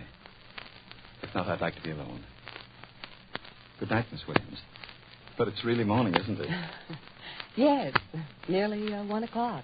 Say, what movie did you see tonight, Mr. Judd? Lost Boundaries of the Empire. I walked home from there and took my time. These apartments are a cinch to get in and out of without being seen. Why do you say that? Just thinking out loud. That's all. Are these apartments soundproof? Unfortunately, no. Mrs. Judd and I are often unpleasantly aware of our neighbors in the adjoining apartment. If they weren't now vacationing in Europe, you'd hear one of their radios blasting out dance music. Any further comments or questions concerning my home, Mr. Casey? No. Good night, Mr. Judd. Good night. I shall hold myself at your service, Captain. Thanks, Mr. Judd. And it has been a privilege to see you again, Miss Williams. You're very nice, Mr. Judd. Good night. Good night. Nice. Let's walk down the stairs. You didn't get much out of Mr. Judd, did you, pal? Did you go for that movie alibi of his? You consider that an alibi? Casey, I don't think Mr. Judd knows anything more about those deaths than we've just told him. Because you're a sap for his Prince Charming act. Sometimes you talk like a schoolboy, and a backward one. Oh. Well, if you ask me, I think Miss Williams is right. Oh, you've fallen for his personality, too. I don't fall for personalities. I think this case will be finally written off as murder and suicide by James Royce, and nothing more. Logan, I have a hunch that you're wrong.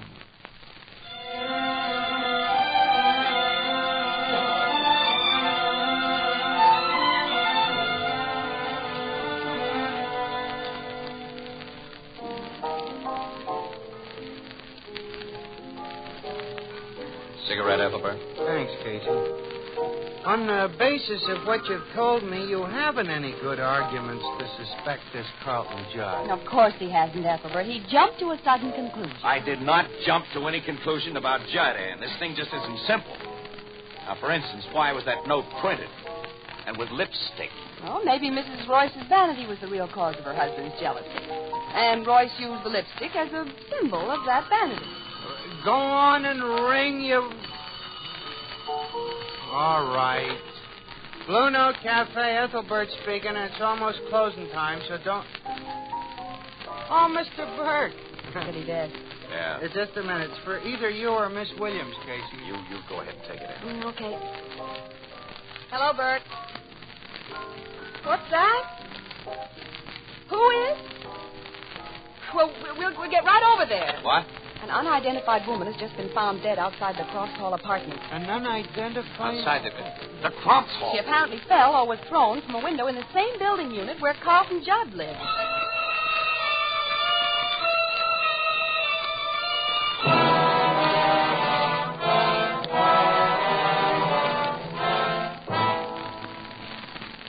The dead woman been identified yet, Logan? Yes, Casey. She's a servant named Mattie Saunders who worked for a Mr. Robert Willis. Robert Willis? Well, that's the man who gave the party where Ralph... Coincidence, isn't it? Well, what have you learned about this Mattie Saunders, Logan? Not much, except she was nosy and a tippler. Nosy? Have you talked to Willis yet? No, I got here only a short time before you did, Miss Williams, and... See, Doc hasn't completed his examination of the body. Doc, how are you coming? Give me another minute, Captain. She's crawling back of these bushes. Yeah, Casey. Where is the Willis apartment? Up on the top floor. You can see its windows up there, all of them wide open. Okay, Captain. Oh, what's the verdict, Doc? That woman's fall was no accident. No? She died between 9:30 and 10 o'clock last evening. Between 9:30 and 10? Yes, Casey. Bone fractures, obviously caused by the fall, occurred a considerable time after the woman was dead. The body was dropped from one of those windows up there to simulate an accident. Definitely, Miss Williams. I'm going up and have a talk with Ron Carrasco's friend, Mr. Robert Willis. Wait a minute, Logan. Wait. I think he'll save a lot of time by paying a visit first to the Carlton Judd apartment. Oh, Casey, Mr. Judd's apartment's on the opposite side of this building. This Saunders woman couldn't have been tossed out of one of its windows. They don't face this way. Well, the other apartment on the Judd floor faces this way. And Judd told us the tenants are in Europe. So? Logan, didn't you ever make a snowball and roll it down a hill? You know how it picks up more snow, it gets bigger and bigger until it finally gets out of control? Well, murder can be like that. One killing can lead to another. I think the explanation will be found in Carlton Judd's apartment. Logan, are you going up there with me, or shall I go alone?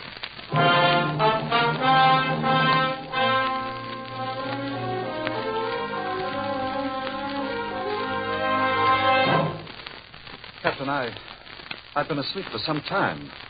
I can't see what possible excuse you have for waking me at this hour. All I know about this unfortunate Saunders woman is that she was employed by a fellow tenant here. Why bother me? It was Casey's idea that we disturb you, Mr. Judd. I'm here in the role of innocent bystander. And so am I. Oh, Mr. Casey? Oh, see, there's unmelted ice in this highball glass on your table. Say, you couldn't have been asleep very long. You had too much on your mind to make sleep possible. You brought me very disturbing news earlier tonight. I'm going to disturb you further by telling you a theory I have about the death of Mrs. Royce and her husband. What is this theory? James Royce wasn't the only person who was jealous. Mrs. Royce was strangled to death here in your apartment. You're mad. Mm-hmm. The killer carried the body downstairs to the Royce car and was seen by this maid, Mattie Saunders, who had the reputation of being nosy. Go on. Thank you. I think it was the killer's intention to drive the Royce car containing the body to some out-of-the-way place and wreck it. But the snowball of murder was rolling. It had been picked up Mattie Saunders, who mustn't be allowed to tell what she'd seen. She was known as a tippler, so the killer probably found it very easy to persuade her to come up to his apartment for a drink. And when she reached there, she was hit on the head. Mr. Casey. Let me finish, Mr. Judd. When the killer found the Royce car gone, he realized the body of Mrs. Royce was sure to be discovered and traced back to the Crofts Hall, where inquiry would naturally lead to the apartment of Royce's employer. But the killer had to roll the snowball further. Royce must be made to appear the murderer of his wife, and that could only be accomplished by Royce's death. So your killer arranged Royce's apparent suicide? Yes. But he still had a problem. Mattie Saunders' body had to be disposed of. Pushing it from a window in the unoccupied apartment next door, which was directly under the one where she had worked, seemed an easy solution. Well, that's my case, Mr. Judd. It's a good case. Such a good case that I shan't attempt to deny my guilt. Would you admit? Yes, Captain. I am the killer. Casey. Carlton Judd, I place you under arrest. Oh, wait a minute. Hold it, Logan. Hold it. Mr. Judd hasn't murdered anyone. Hasn't? What? Mr. Casey, I've just confessed. Mr. Judd, where's your wife? My wife? She's not here. She left for California yesterday. That's what she told you. I swear. When we were here a few hours ago, this big ashtray was clean and empty. Now it's full of cigarette butts. You don't leave lipstick stains on cigarettes, do you, Mr. Judd? Is Mrs. Judd still in this apartment? Or did she go back to her hiding place next door? I'm here. Alice. Judd. I can't let you take the blame for what I've done, Carl. Take me to jail, Captain. You killed... Yes. No, Alice. She's lying, Captain. It was I. Thanks, Carl. But it's no use. Alice. Try to forgive me, if you can. Mr. Casey, when you came here before, it was plain to me that you suspected my husband. I was listening in the apartment next door. It was your obvious suspicion of him that overcame the madness that has possessed me for a long time. The insane jealousy that tonight reached its climax. For his protection, I came to him after you had gone and told him about the horrible things I'd done. When we heard you at the door again, I wanted to give myself up and get it over. But he wouldn't let me. He hoped to save me. Don't blame him for that. Don't blame him for anything. He's a fine man. I know. Now, there's a whole lot I don't know when I... Take it easy, Logan. You'll get the full story later.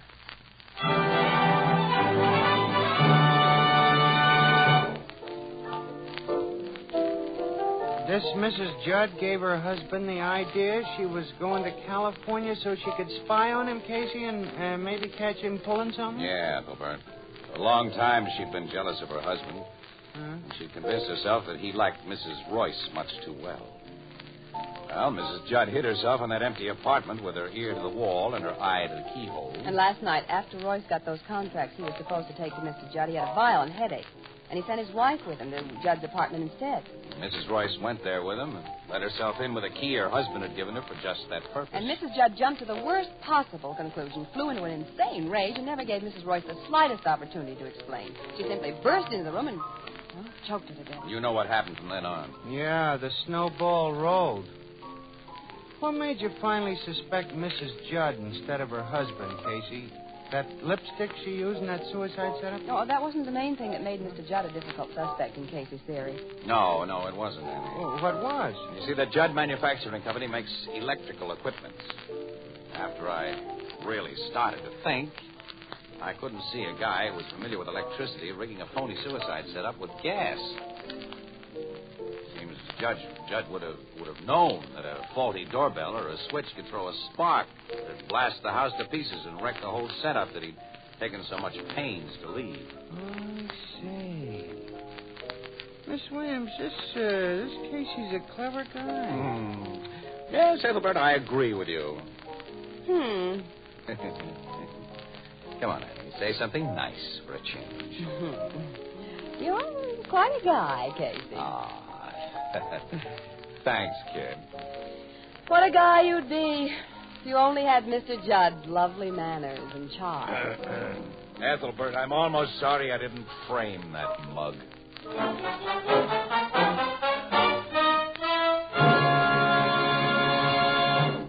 This is the United States Armed Forces Radio Service, the voice of information and education.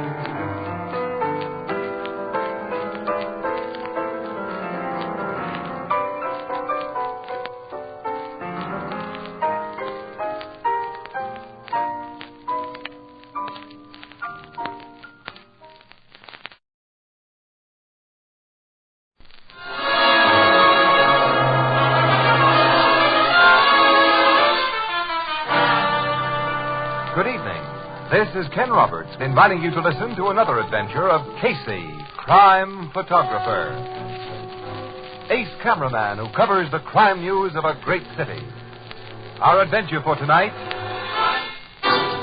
The Coffin.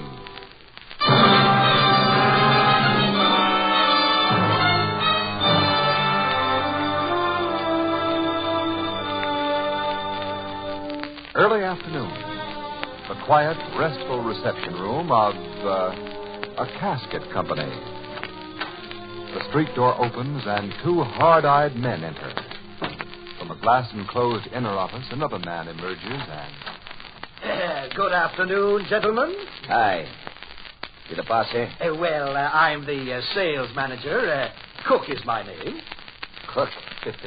That's a hot name for a coffin salesman, Andy. Ain't it, Foot? Yes, so I'm often told. You want to see some samples of your product? I want to buy a coffin. You are a mortician, of course? A what? He means undertaker, boy. No, Cookie. I'm no undertaker. Oh, well, I'm sorry, but we sell only to the trade. You mean a guy's got to be an undertaker in order to buy one of your plush-line boxes? That's our rule. Rules are made to be busted, mister. I want a coffin. I got the dough to pay for it. They show me one of your fanciest models. I want the guy I'm buying it for to have the best. After he's dead. Yeah, when the guy kicks off, boys, you'll all get that.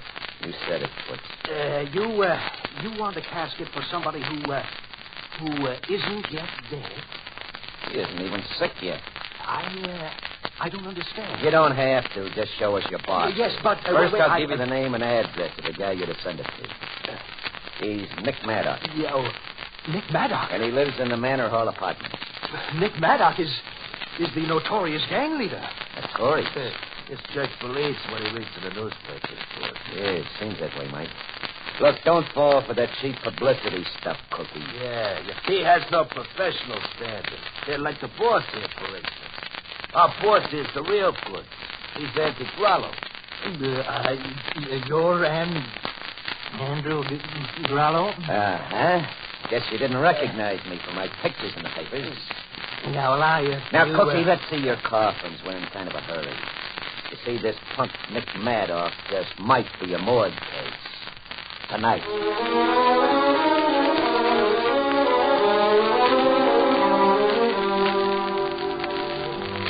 Thomas Williams, this coffin salesman Cook, knew Andy Grollo's reputation, so he took little Andy in his hood back into the display room and let him pick out a silver-plated slumber box, which Andy paid for, cash on the line. And as soon as the mobsters were gone, Cook phoned the nearest precinct station and was sent here to headquarters, where I heard his story in person. And it's a front-page story, Captain Logan. Yeah, which this lug is probably given to all the papers in. I haven't given it to any paper, Casey, including yours. Including ours? What I've just told you to is off the record for the time being. Oh, Captain. Oh, now look here. Off the record, I said. I'm not going to have any press break on this until I'm sure what it's all about. Well, it's easy enough to figure what it's all about. There's been a long-standing feud between Andy Grollo and Nick Maddock, and now it's come to a head, and Grollo's planning to remove Maddock. No, it isn't that easy to figure, Miss Williams. No, I'll say it isn't. Little Andy is one of the smartest crooks I know of. When he pulls such a grandstand play as the one at that coffin shop, he's planning anything but the obvious.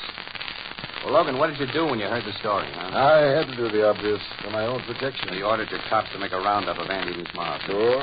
And so far, we've pulled in every known member of the gang except Andy and the gorilla who went with him to that casket sales room. You got Maddock protected, of course. As much as I can protect his type. I got cops spotted around his apartment house. He won't let him inside the apartment itself. He knows about Andy Grollo ordering a coffin for him. I told him myself. I had to, again, for my own protection. And did Nick Maddock do a burn-up, which gave me another worry. He's undoubtedly sent guys out to gun for Andy, and if we don't find that middle rat first... Yeah, a war is now definitely on between the Maddock gang and the Grollo gang. Which means you won't be able to keep this coffin story off the record very long, Captain Logan. I'm afraid you're right, Miss Williams. Not until shooting actually starts. I'm not going to further Andy Grollo's plans, whatever they are, by allowing publicity for a yarn he must have wanted to hit the papers. I could only dope out the little rats. Is Nick Maddox staying inside his apartment? Yes, he's too yellow to want to leave it while Andy's still in the loose. He's safely locked in with half a dozen of his muscle men and that gal friend of his, Inez Pally. Well, she'll be his best protector. That Inez is really tough. But attractive, though, Annie. A pulchritudinous bundle of feminine charm. Oh. Well, if you ask me... excuse me. Homicide Bureau, Captain Logan speaking. Yes, Maddox. No, we haven't found Grollo yet. Now, we picked up everybody but him and Foots Larkin. That's right. Larkin was with him at that casket place. But don't worry, we'll get him soon. Yeah, I can tell you're not worried. Well, sit tight. Goodbye. Maddox worried, huh? Plenty. And he's glad to have us cops around him when his hide's in danger. He says if we... Come in. We've got Andy Grollo and the last of his guerrillas, Captain. You have? Yeah. They just walked into the front desk here, sir. Said they heard they were wanted. So they just walked in. Bring them here to me. Yes, sir. That's that, Logan. Well, your worries are over for a while. I'm not so sure of that. I don't like any part of this business. Well, at least Maddox won't become a morgue case tonight, as Grollo hinted to that coffin salesman. Grollo and his hoods are going to be guests here for some time. Inside, you fellas. Thank you, Sergeant. Good evening, Captain. Hello, Grollo. Well. Miss Williams, my old pal Casey. My buddy, You folks know Foots Larkin? He's a business associate. Cut the comedy, Grollo. What was the big idea of that coffin gag you pulled this afternoon? What? You heard about that little joke of mine, Captain? It was a joke, huh? Well, what else could you think it was? I had no idea that news got around so fast. Did you, Foots? No, Andy. Gee, I hope our pal Nick Maddox ain't heard about it. So the joke will be ruined if he... Your act isn't funny, and I'm not laughing. Sergeant, we'll take these jokers into the boiler room where they can do their stuff under spotlights. Maybe we can improve their brand of humor. All right, come on. Now, look here, Captain. You Get come going. on. I'll see you later, Miss Williams. Casey? Yeah. Well, Annie, let's be on our way. May as well go back to the office. We're calling on Nick Maddox. Maddox? Yep, right now. I have a hunch that little Andy's joke has been too well planned to miss. Well, what's the point of the joke? Come on. At Nick Maddox's apartment, we may find the points.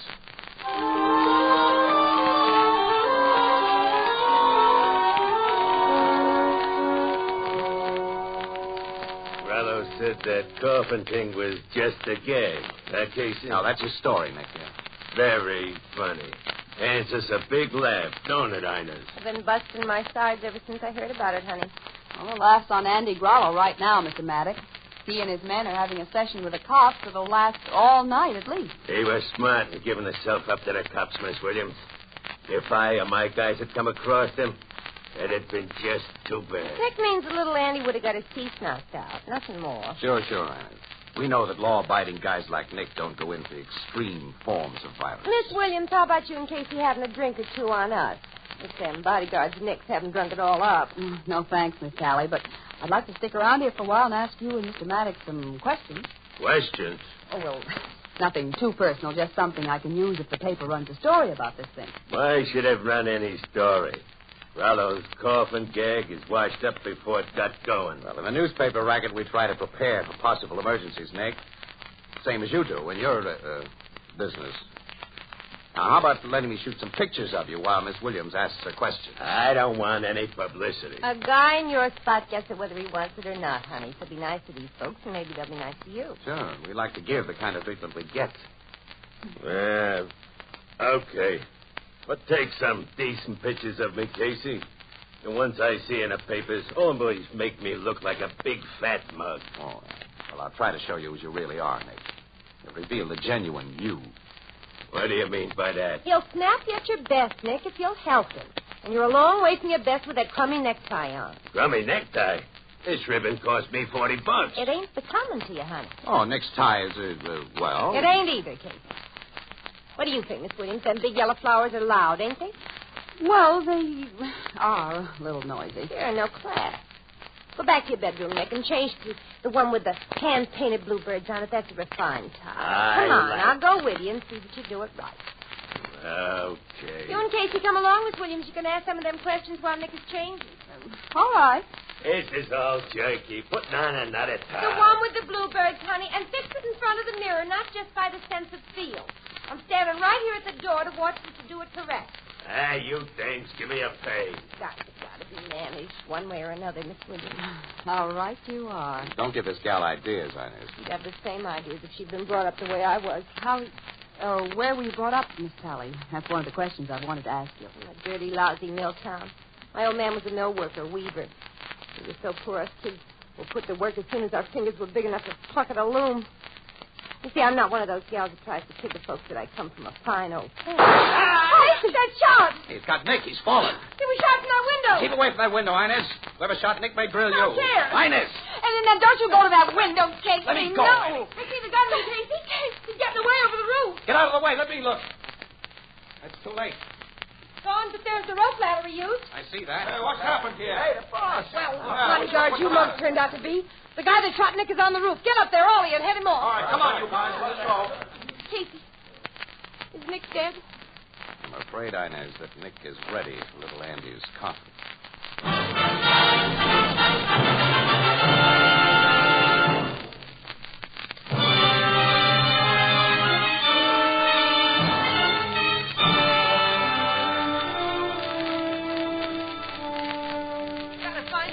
My Nick, Captain. Why ain't he been found? Now, please, take it easy, Miss Sally. You know the roof of this apartment house connects with those of 3 other buildings at about the same level. The killer could have made his escape through any of those buildings. Find out where he went, so ask him. I hate to ask the cops for anything, but I want the rat that shot my Nick. I want him to burn. My men are after him, and eventually they'll find him. If you'll calm down and help us. You say you saw the killer. What I saw can't be any help. It was only his feet and legs on that rope ladder up above me, and then he disappeared.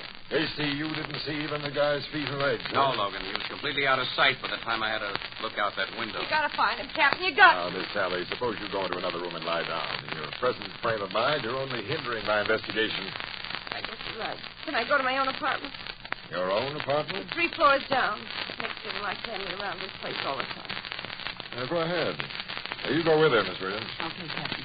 Come on, Inez. Sergeant. Yes, sir. Send a man downstairs with those gals and have him stand watch outside Miss Tally's apartment. I don't want her to leave it. Okay, Captain. You don't suspect Inez of this murder, Logan. Now, from what you told me, she couldn't be a suspect. I'm afraid she might get a crazy notion to go after the killer on her own. So I'll keep her under wraps tonight in case. Oh. Casey, I want you to show me exactly where you, Inez, and Miss Williams stood when that shot was fired. Well, we were just outside this bedroom door, Logan. Ann was here. I was back a little farther, about here. And Inez was directly in the doorway, leaning against that side of it. But you couldn't see the window where the shot was fired? No, Oh, nuts. What? I just stepped on something. The thumbtack. Wait a minute, let me dig it out of my shoe. Well, one of those things is on the floor. It's always pointed. That's right. Well, chances are you couldn't see anything worthwhile if that window had been in your line of vision. It's covered with those drapes, and the killer shot through the drapes. Yeah. You know, not many guys would have the guts or the ability to shag themselves up and down that flimsy rope ladder 8 stories above the street. No. Our killer was a crack shot, too, Logan. Hanging onto that ladder, he planted a single shot in Maddox's back at just the right spot. Captain Logan. Yes, Sergeant? Bernstein here just found a gun on the ground below that window. Let's see it, Bernstein. Captain. Miller adjusted it for fingerprints right away, but they weren't. That's always nice. That's a 45, Logan.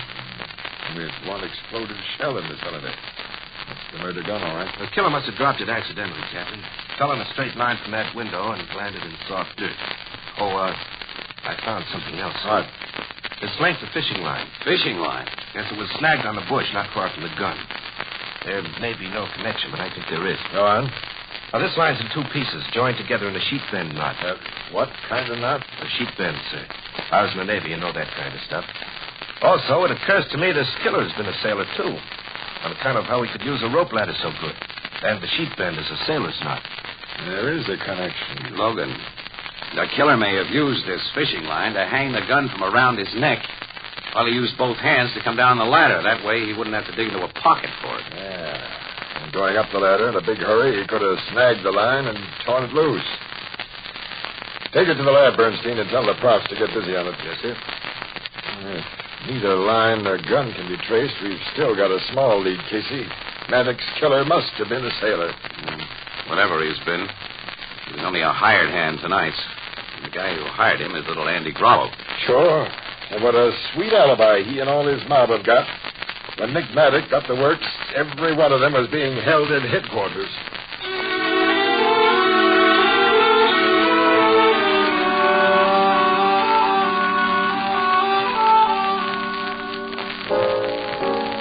Captain Logan still ain't got nowheres on Nick Maddox's murder, huh, Casey? Nope, nowhere at all, Ethelbert. Gee, and it happened almost 2 weeks ago. I thought with all the swell clues the cops had, it'd be solved in a couple of days. What swell clues did the cops have? Well, to begin with, they knew Andy Grollo must have planned it and hired the actual killer. You've got to do more than know a thing when you charge a man with murder, Ethelbert. The law demands proof. That's why his attorneys were able to spring him out of jail only a few days after Maddox's funeral. How about that fish line, the gun, and the rope ladder? No, they haven't been traced to the person who used them. Maybe they never will be. And millions of men have been sailors. And finding the sailor who used that rope ladder and who tied the knot in that fishing line, well, looking for a needle in that old haystack is easy by comparison. I never thought too much of that sailor idea, Miss Williams. You know, when I tie a couple of pieces of string together, I loop what you call a sheet bend as a matter of habit. But you? Mm-hmm. You've never been a sailor, Ethelbert. Me, a sailor? Oh, goodness, no. Well, then... But my old lady used to do fancy work on a loom when I was a kid. She taught me how to weave, too.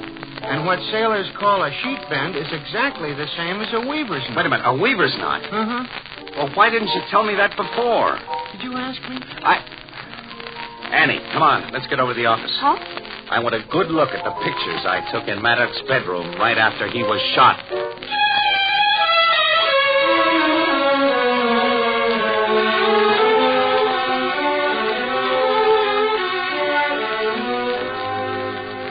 Annie, look here. In this picture, I pulled the drapes back from that casement in order to show the dangling rope ladder outside. Yeah, I remember. Well, only one side of the casement was open. You see the angle of the opening? Angle? No. Now, look, a gun clamped to the open side of that window would point directly at anyone standing in front of the mirror, as Maddox stood when he was shot. Casey. And a strong cord could have been looped around the trigger, then passed around the butt of the gun, and then further passed along the wall of the room behind the bed, and fastened to a thumbtack in the wall near where Inez stood. Well, you think Inez? Inez was taught to tie a weaver's knot when she was a kid, don't forget. It became part of her job to tie them. It's the kind of a knot she instinctively uses. And if you remember, Annie, I stepped on a thumbtack just inside that doorway. But she couldn't have set off a gun trap while we stood within a few feet of her. Why not? All she had to do was pull on a fishing line that we didn't even know existed. And the purpose of the whole setup was that somebody should be with her to alibi her. Well, she did persuade Maddox to go into the bedroom and to fix his tie before that noon. Yeah, and after the shooting, she made a beeline for that window. Before I got there, she had time to loosen the spring clamp and stuff it inside her dress. Well, naturally, the gun fell, carrying the fish line with it. And the line, only looped around the trigger, naturally, would fall free of it. Well, but Casey, that rope ladder... It was never used. It was hung from the roof simply as a red herring. Oh. You see, there had to be believable evidence that Maddox was shot from outside. Well, I don't believe that Inez Talley has the brains to have planned such a setup. Oh, you underestimate that, gal. But I think the plan was mostly Andy Grollo's. Grollo's? That coffin gag, Annie. It wasn't pure coincidence that he got himself and his entire mob a perfect alibi on the night Maddox was killed. Oh, no. We've never kidded ourselves about that. But instead of hiring a killer, as we thought, someone who wasn't a regular member of his gang, he had an inside track on Maddox's girlfriend. And she double-crossed Maddox because Grollo has more money, more brains, and better look. Or maybe simply because she didn't like Nick's taste in neckties. I don't know. Female motives are anybody's guess. Huh. Well, how are you going to prove your pretty theory? Annie, Inez may have something in her apartment that'll tie her up with Andy Grollo. And, of course, you prefer to search her apartment without police assistance. Well, remember, Annie, exclusives earn bonuses for poor newspaper stiffs like us, and Christmas isn't too far away. Mm-hmm. Well, I've been in Inez's apartment, and the locks on her door should be easy for an accomplished housebreaker like yourself. Shall we, Miss Williams? Tonight, Mr. Casey?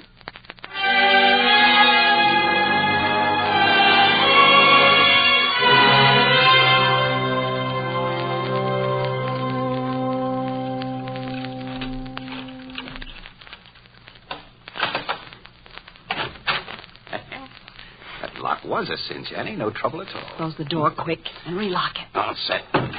Okay. Now, where we begin? In her bedroom. Look for a clamp that might have held that gun, and for anything that may connect Inez with Andy Grollo. Okay, her bedroom's in here. All right, we'll work it over together.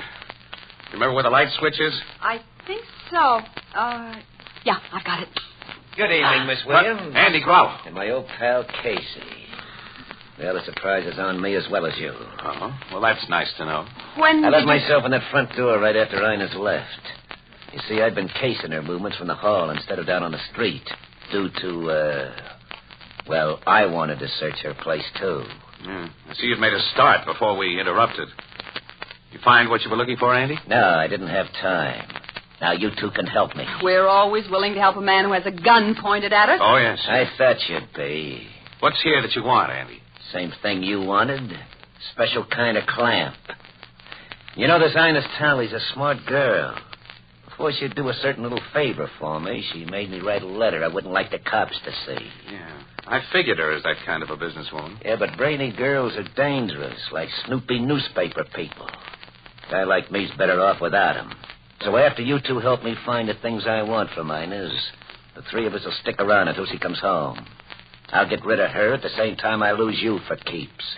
Right here in her apartment. You'll be blamed for killing her, she for killing you. Stop that, Rod. Inez. You lousy double-crosser. No, don't shoot. Smart girl, Jandy. A fast thinker.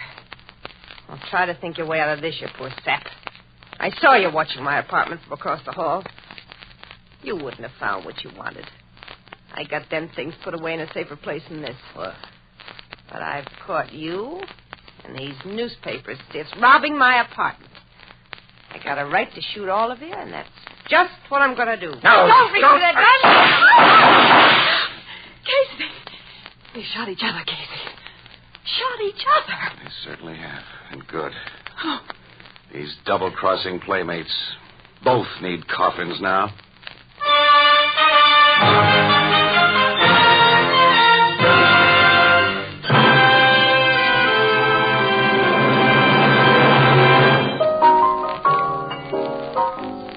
Say, Miss Williams, did the cops find what Andy Grollo was looking for in Inez's apartment? Mm-hmm. In a safety deposit vault, she had a letter he'd written that would have incriminated him plenty in the Maddock murder. Why did a smart guy like him let her have so much on him? Well, he thought he was smarter than he was, apparently, Ethelbert. Andy met her very stiff terms because he was sure he could double-cross her, you see, and get everything back. Well, what was her big motive in playing along with Andy Grollo? Love, money, revenge, or just... No, we'll never know, really. And female motives are anybody's guess. See, Miss Williams, you called me a skinker the other day. What's a skinker? Yeah, Annie. You know, I looked it up, and the only definition I could find was a kind of lizard. I'm no lizard. Well, you didn't look far enough. In the big dictionary, you'll find it also means one who pours drinks. Oh, so I am a skinker. But that sounds like...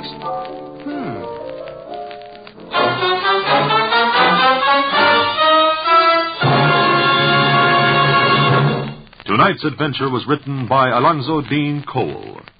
Stott Cotsworth played the part of Casey, Jan Miner was Anne, and John Gibson was Ethelbert. Next week, another adventure of Casey, crime photographer.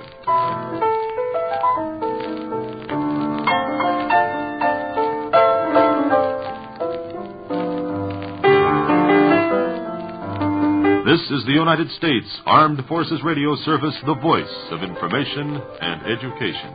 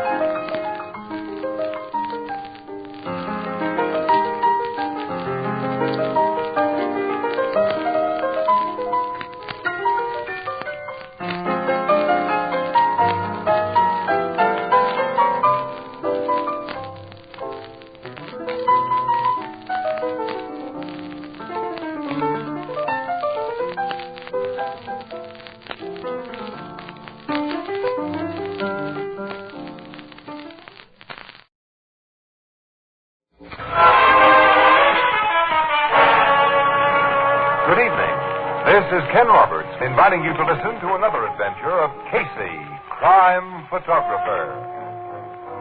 Ace cameraman who covers the crime news of a great city. Our adventure for tonight, Thunderbolt.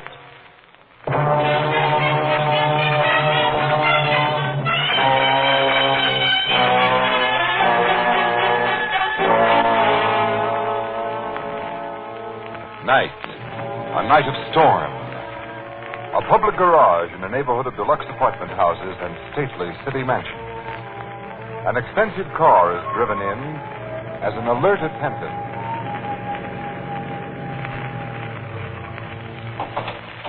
Good evening, Dr. Foley. Hardly a good evening, Jim. By the way, this thing will need a wash and polish before you put it away. I can see that, sir.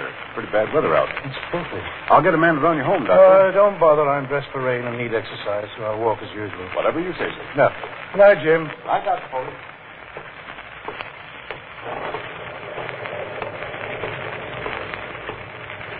Pardon me, Huh? sir. Yes?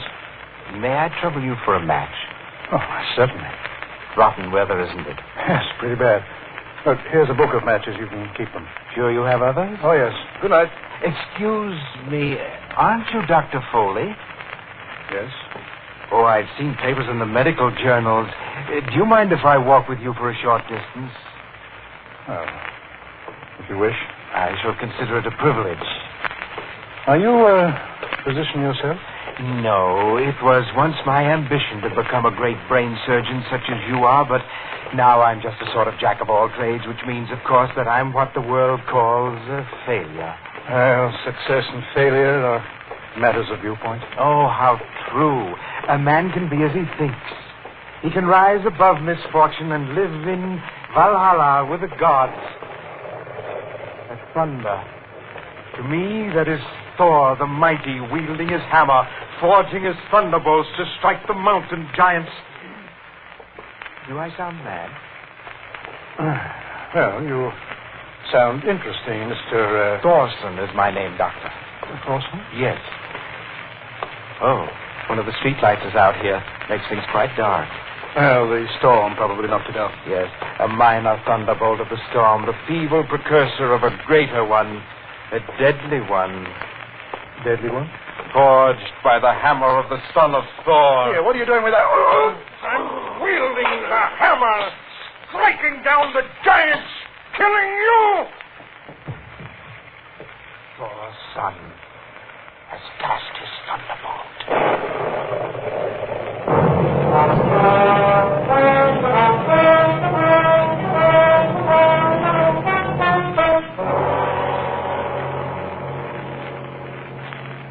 The murdered man is Dr. Bernard Foley, Captain Logan? Yeah, the big brain surgeon, Miss Williams. Casey, will this killing make headlines? I'll say. The kind of headlines that'll be followed by editorial blasts against us cops. So that means you haven't got any leads, pal.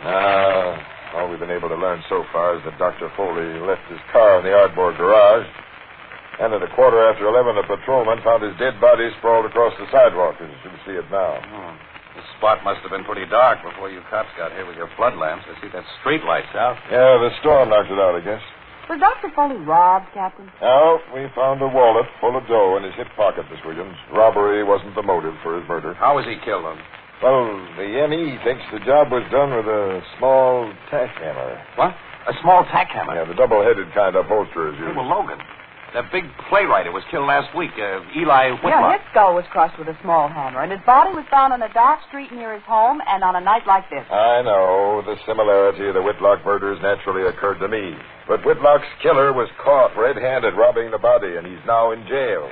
The guy you nabbed for that job admits he went through Whitlock's pockets, but he's consistently denied the killing, Logan.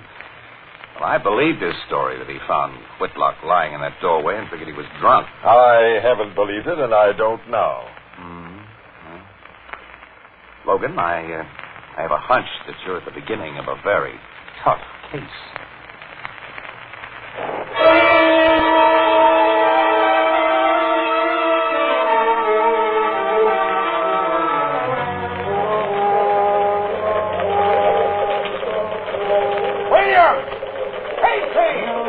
Death was calling out. Did I mistake our master's voice, Annie? Casey!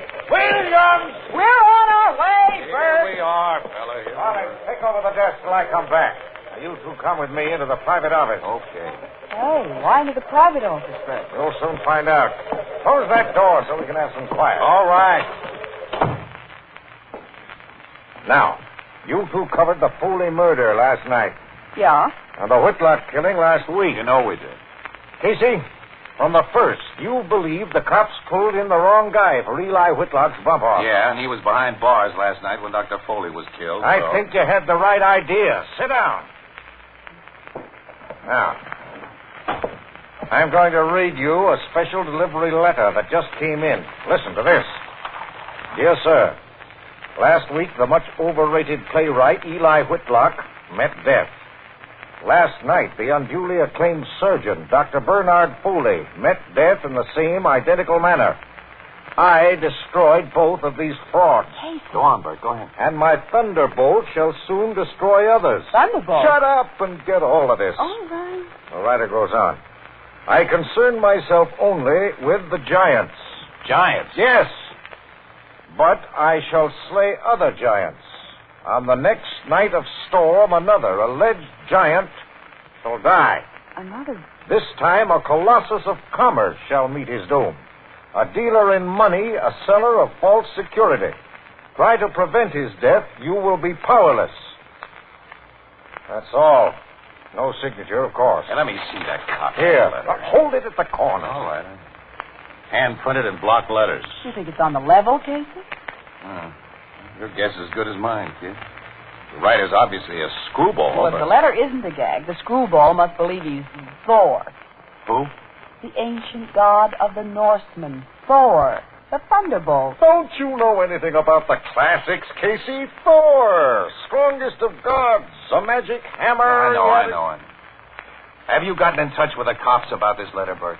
If they get in touch with this paper when they get something hot, they can read about it in our next edition. Yeah, they'd be plenty sore if you hold out and something happens. The letter says another big man will die. Sure. A dealer in money. A seller of false security. What does that tell you? The best protection for whoever it means is to read a copy of this letter in tomorrow's Express. Yeah, that's true. And, of course, the threat may be strictly phony. Anyway, the threat's made for the next night at storm. Sure, and the weather report for tonight and tomorrow is clear as mud. Bert. What? Look out the window. Huh? Rain. I hope, Bert, that this letter is as phony as your weather forecast.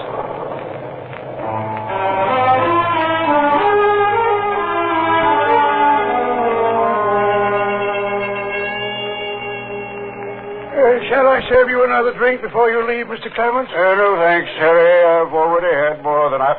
Pardon me, should have, but tonight I was celebrating. Well, you have every reason to celebrate from what you told us fellas behind the bar here. That's right. I signed up another $1 million policy today, Harry. Another $1 million policy. I'm just what the fellas in my business say I am, the greatest life insurance salesman in the world. Oh, I believe that, Mr. Clement. I believe it. Gotta go home now. Oh, I'll call the doorman and have him get a taxi for you. No, I want to walk. Near you walk. Do me good. Night, Henry. Good night, Mr. Clement.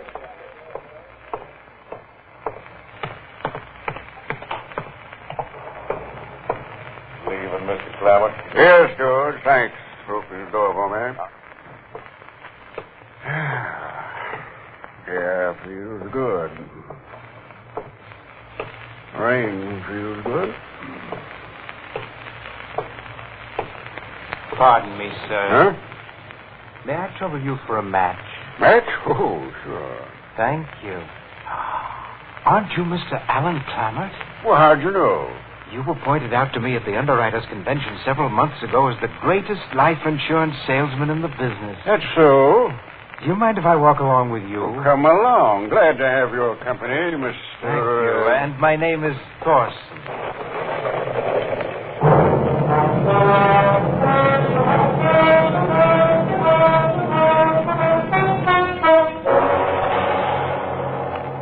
Casey, you and Miss Williams have a nerve showing yourselves here at headquarters today. If you read the newspapers, you must know a guy named Clamart was hammered to death last night. We've heard about it, Logan. And I've heard that you two knew about the letter threatening his life. Captain. You and your smart city editor wouldn't tell us cops about it. Oh, no, we had to see it in print. Too late. Now, listen, pal. Don't pal me. Get out of this office and don't listen. come... Now, what would you have done if you had seen that letter? Would it have told you that a life insurance salesman was the intended victim and a particular life insurance salesman named Clamart? And wouldn't you have been inclined, as we were, to dismiss that entire fantastic letter as a gag? Now, be reasonable, Captain Logan. Oh, I suppose you're right. Well, now all of us know the letter wasn't just a gag. Yeah. Burke's turned the original letter over to you. Are there any fingerprints on it? Only yours and Mr. Burke's. We expected that. Was the same weapon used this time? Tack hammer, the doc thinks. You know, Logan, there's a very obvious pattern of murder. In its method, sure. Rainy nights, deserted streets, victims who habitually walk to their homes. All this crazy hammer swinger had to do was bust a street light on their route and wait for him in the dark. Our street light was out last night. Yeah, we figured it was much more than a coincidence this time, so we investigated and found a BB shot inside the broken grove. Air gun, huh? Or a slingshot. This killer isn't so crazy. He plans well in advance. But he is crazy. He clearly establishes his insanity by the absence of normal motive for his murders. Envy, Logan. Envy. Mm-hmm. Push to abnormal lengths by failure. You mean because the killer's a failure, he wants to destroy men who are successful? Well, to me, that seems to be his mania. You may be right in your theory, but it'd take my guys forever to check up on all the failures in town. Well, I'm not a cop. This Thunderbolt screwball is your headache, Logan. And you newspaper mugs will be handing me anything but aspirin. You make me out a dope because we pinched the wrong guy for the Whitlock job, and the public will never be told your city editor held out that letter on me. We cops didn't even have a chance. Don't start that again, now. Why shouldn't I? When I think of it, I start to boil and it... Come in. Hello, Captain.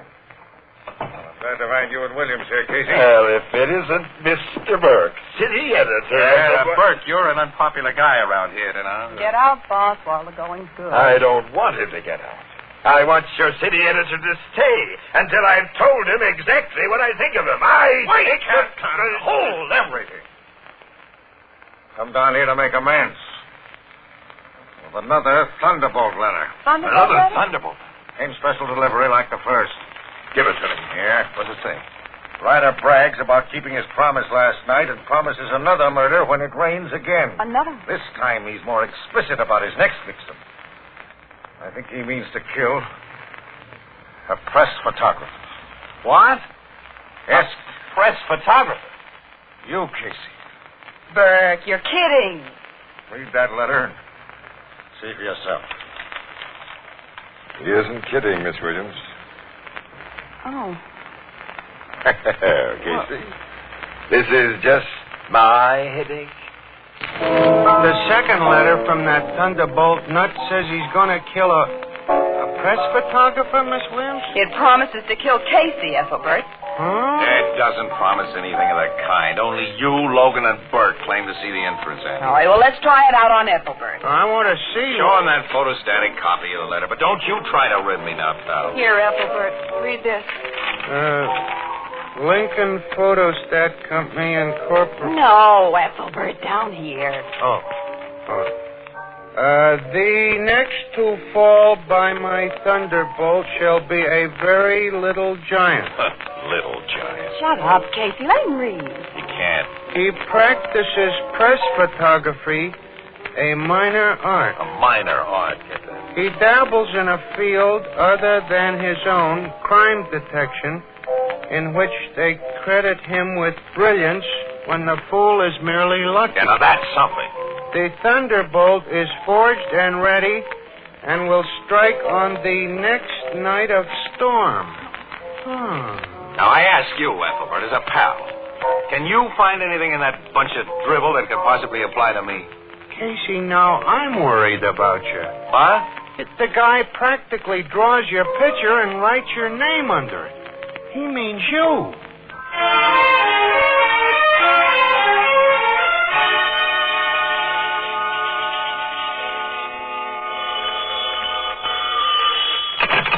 Photography department, Casey speaking. This is Ann Casey. Oh, yeah, I was just going to phone you, kid.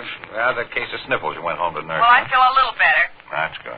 Casey, it's starting to rain and thunder. Yeah? Well, now, so what? Now, look, I've been needled about that letter until I'm sick, too. That nut may hammer somebody to death tonight, but his threat was definitely not directed at me. Look, you'll walk blindly into any trap that he'd lead you to, and you don't know what he looks like. Annie, please. Okay, but will you promise me something? Huh? What? Well, can't you promise me before I tell you? I don't ask very much of you.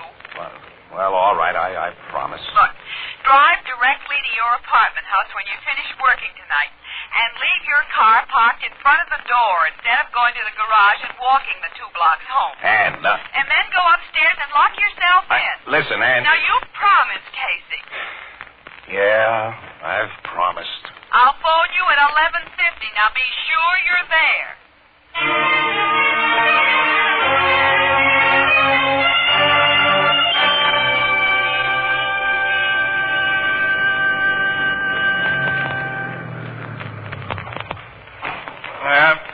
Here's the old crate, Charlie. Put it away. Want me to wash your car tonight, Mr. Casey? It'll be pretty spotty from this rain. Who do you garage guys think I am, a millionaire? I bought a car wash from you a month ago. Huh? Hey, you're a hard man to make money out of, Mr. Casey. Go ahead, Charlie. Clean her up. Okay. Oh, wait a minute. On second thought, look, do that cleanup job tomorrow night, will you? And if Miss Williams ever asks you if I left the car here tonight, you tell her no, huh? I ain't seen nothing of your car tonight, sir. Thank you, pal. Thank you. All right, Charlie. I'm heading for home. Night, Mr. Casey. Pardon me, sir. Go on. May I trouble you for a match? I guess so, yeah. Miserable weather, isn't it? Yeah, pretty stinking. Here's my lighter. Thank you. Say, aren't you Mr. Casey, the famous crime photographer? Well, I don't know about the famous part, but I'm Casey. I thought so. You've been pointed out to me at police headquarters. What were you doing there? Well, nothing in the business way. I was paying a social call on a detective friend of mine, Sergeant McCloskey. Oh, you know him? I know McCloskey. Do you mind if I walk along with you? Why, no. I've long been one of your admirers, Mr. Casey. Huh? Little men like myself can't help but envy you giants. Giants? I borrowed the word from your paper's publication of those so-called Thunderbolt letters. Interesting mystery, that. Yeah. What's your racket, Mr. Thorson is my name. Thorson? Thorson? I see. Streetlights out just ahead of us. Dark stretch there. It is dark. And listen to that thunder. An inspiring phenomenon, thunder. Yes, I've heard that, like full moonlight, it does things to some people. Yes, to those whom the gods make mad. To the wise people of ancient times, that which we call insanity was a God-given gift. Mr. Casey, it meant freedom. And so I've read. We're coming into that dark stretch, Mr. Thorson. Yes, we are.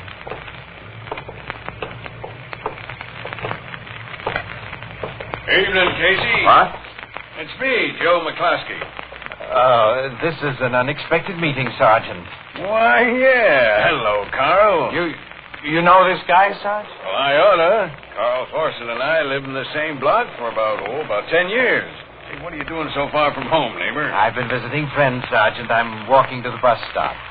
You know, Thorson is a great fan of yours, Casey. He's always asking me questions about you. You know Mr. Thorson well, Sergeant. Well, so well that if he was anyone else, I'd be putting a pinch on it right now. You know, beat cops have been reporting all streetlights out of commission since that last Thunderbolt murder, Casey. And when Captain Logan heard one was out near your apartment, he sent my partner and me right up here on the jump. I'm glad to know that you policemen are so efficient, Sergeant. You don't know the half of it, Carl. Ever since it started to rain this evening, Casey has been shadowed. Yeah? Mm-hmm. Come out of that doorway you ducked into, Red. Everything's okay. Well, come on, Casey. I'll escort you to your apartment house, and then the other guys and me can get home. And you'll be entirely safe once you're home. I must hurry to catch my bus, Sergeant, so if you don't mind. No. Run along, Carl. Run along. I'll see you later. It's been a great privilege to meet you, Mr. Casey. Good night. Good night. He's a nice little guy, Thorson. Yeah, isn't he? Kept me from making an awful fool of myself, Sarge. And with that, I've handed your boss, Logan, a swell laugh. He had me tailed tonight. Well, the captain's been worried about you, Casey. Well, now, come on. I'll walk you to your door.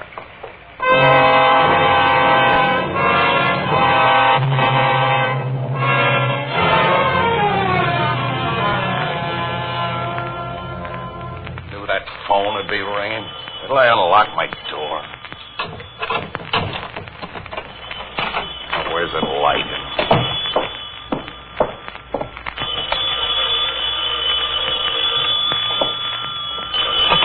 Hello? Casey, where have you been? I've been ringing you ever since 11. Okay, all right. I'm only a few minutes late now, Annie. I just got home, and look at it. It's 7 minutes to 12. Well, what delayed you? Whole flock of cops that my pal Logan sent to nursemaid me. I suppose you put him up to it. No, he didn't give me the satisfaction of knowing he was having you guarded, but I'm glad to hear he did. You all right, Casey? Of course I'm all right. Now go on to bed. Get over your sniffles and let me get some sleep. Casey, I'll never worry about you again as long as I live. Good night. Hey, Annie. Hey. Worried. But he should have known that letter couldn't have meant me. Very little giant. Now what? Hello? So you are safely home. You, Logan. McCluskey just radioed a report that all was well with you. I phoned to double-check. Okay, now you've double-checked, wise guy, and now you know that screwball didn't have his hammer out for me. Goodbye. And that's to all of you. Not to me. But... Thorson. Nice of you to leave your door open. It made things so easy. I'll close it now. What are you... Be very still. As you see, now I'm armed with a revolver as well as my hammer. I see. Sergeant McCluskey and his fellow policemen made it impossible for me to stick to pattern, as he called it, but they went away. And I came back. Wasn't it fortunate that McCluskey is a neighbor of mine? He couldn't believe that the man he sees nearly every day is not the person that she thinks. You certainly threw me off the track. That doesn't matter. I shall keep my promise. Your promise? That you shall die tonight. Gods, unlike men, are bound by their promises. Yeah, I see. Well, of course, you know, you've got to finish me off by 12 o'clock. And I shall. Yeah, you've got almost 5 minutes, fella. Plenty of time. I'll watch the time. You're thinking, Mr. Casey, that when I approach you with my hammer, you'll seize it from me, and my gun also. But I shall throw the hammer as my father Thor throws it, with the speed of lightning and unerring aim. Yeah, but you didn't kill those other guys by throwing your hammer. You held it in your hand and you hit them many times. There was a reason for that. Yeah, but a guy can neither throw a hammer or fire a gun with any accuracy in the dark. You smashed the lamp! Thorson, you've shot your last Thunderbolt. Now we'll turn on another light.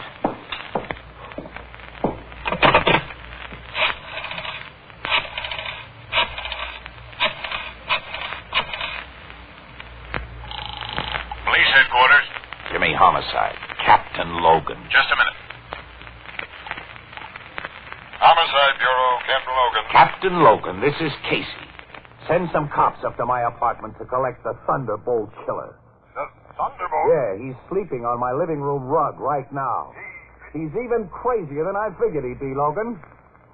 When he wrote that last letter, he was referring to me.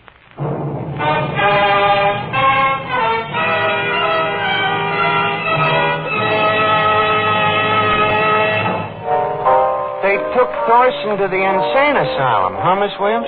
Yeah, he's safely tucked away in a padded cell. Ethelbert, what do you think of a man who's so eager to get his name into the obituary column that he disregards all warnings and even breaks a solemn promise exacted for his safety? No, I'd say that guy was a suicidal lunatic, Miss Williams. And I know just who you mean. Suicidal lunatic. That's pretty good. This is the United States Armed Forces Radio Office, the voice of information and education.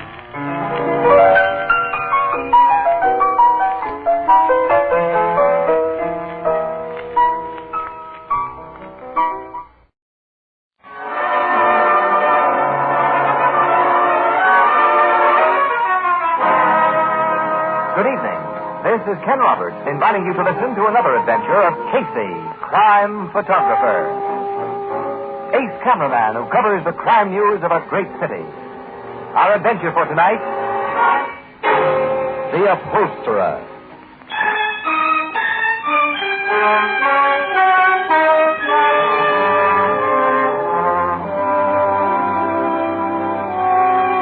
Night. A gloomy street of small, grimy-looking shops, all of which are now closed and dark.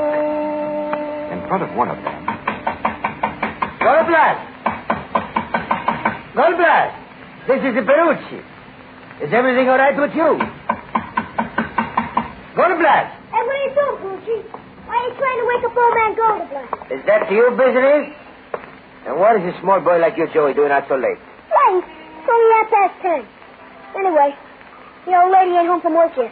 Joey, maybe you should go find for me a policeman. You want a cop? I think so. What for? Because... policeman is coming. That's Carmody, the big flatfoot. Officer Carmody! Officer! Yeah? Come in. Come in quick, please.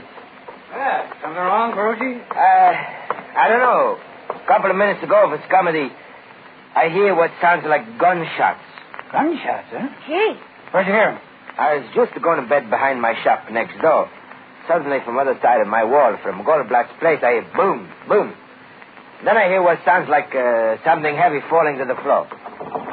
Door's locked, eh? I call him. He don't answer. Hey, maybe the old guy shot himself, Carmody. Or maybe he's been murdered. Hey, kick the glass out of the door, Carmody. Pipe down, kid. Perucci, isn't there a window at the rear of Goldblatt's store in the room where he sleeps? See, but he's got iron bars on it, so nobody can get in. You'll have to kick the glass out, Carmody. I hate to disappoint your destruction-loving little soul, kid, but I'm not going to do any expensive glass smashing. Then how are you going to get in? Well, there's a transom above the door here, just big enough for a runt like you to climb through. Me? Goldblatt, the keeps to that transom, nailed the shut. He told me. Now, we'll see. I'll boost you up, kid, and you try it. Okay. Give me the lift. Right. Here you go. Tight, all right. Can't move it a bit. Well, I guess we'll have to do some glass smashing. Well. But it'll be cheaper to bust that transom than the door. Here, take my nightstick, kid. You going to let me smash it? I can't reach it, and you can from my shoulder. I'll bust it for good. That's it. All right, now I want you to climb through. But knock out all the glass so you won't get hurt. Okay. I won't hurt myself. I'll crawl through now. All I want you to do is drop down and unlock the door. Oh, try to run to the door back, Tom, so that won't be in the dark. Okay. Joey, I see a big chair lying on its side just inside the door. Don't skin your legs on it when you drop. I'll keep an eye on that chair, Brucey. All set to go. Made it swell. Now, you have to move that chair out of the way so you can get at the lock. I'm doing it. Now.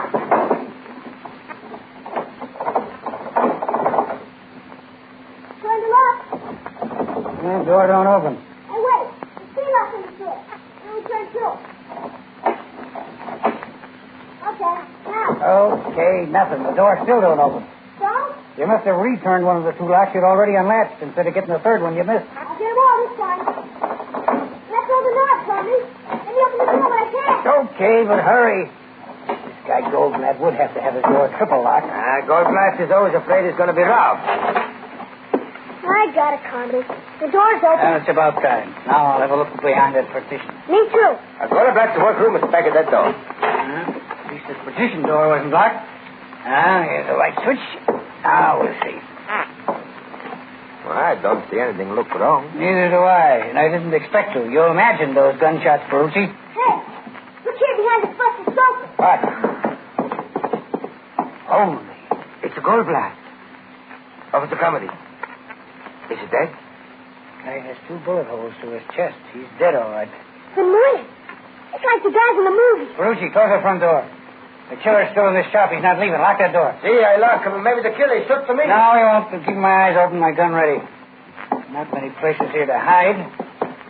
Nobody under this bed, Carmody. No, nobody in this closet either. Now, you duck under that bed and stay there, punk, if there's any shooting. I ain't afraid. Do as I tell you.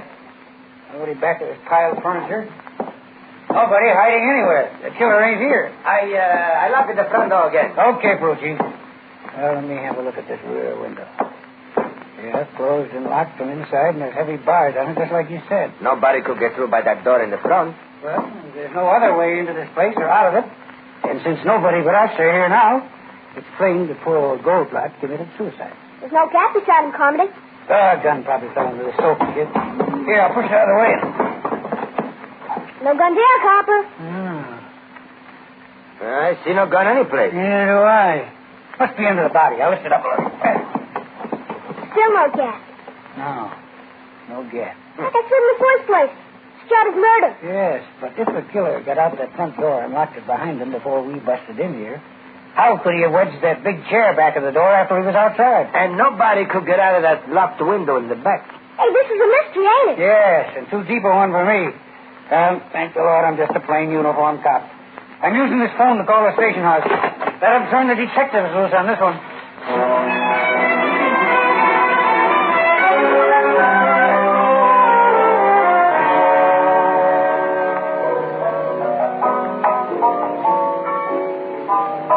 The homicide dicks weren't able to find any gun in that upholsterer's joint, huh, Casey? No, Ethelbert.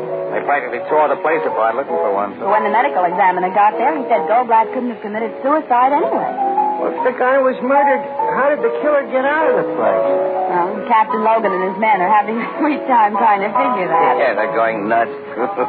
Miss Williams and I just came from headquarters where we talked with Logan and also the kid and the shoemaker and the cop who found the body. They all tell a straight story? Well, it sounded straight to me, yeah. This has all the earmarks of a very baffling mystery. You and Miss Williams ain't been to the scene of the crime yet, huh? No, we weren't working when it was reported last night. But we're assigned to it now. Let's go to the Goldblatt shop and have a look-see, Casey. Okay, Annie. Yeah, Logan said he'd be down there about now. Maybe I can help the poor guy crack the case, huh? How you hate yourself. I? Why, Annie, how can anyone have anything but affection for a charming character like me?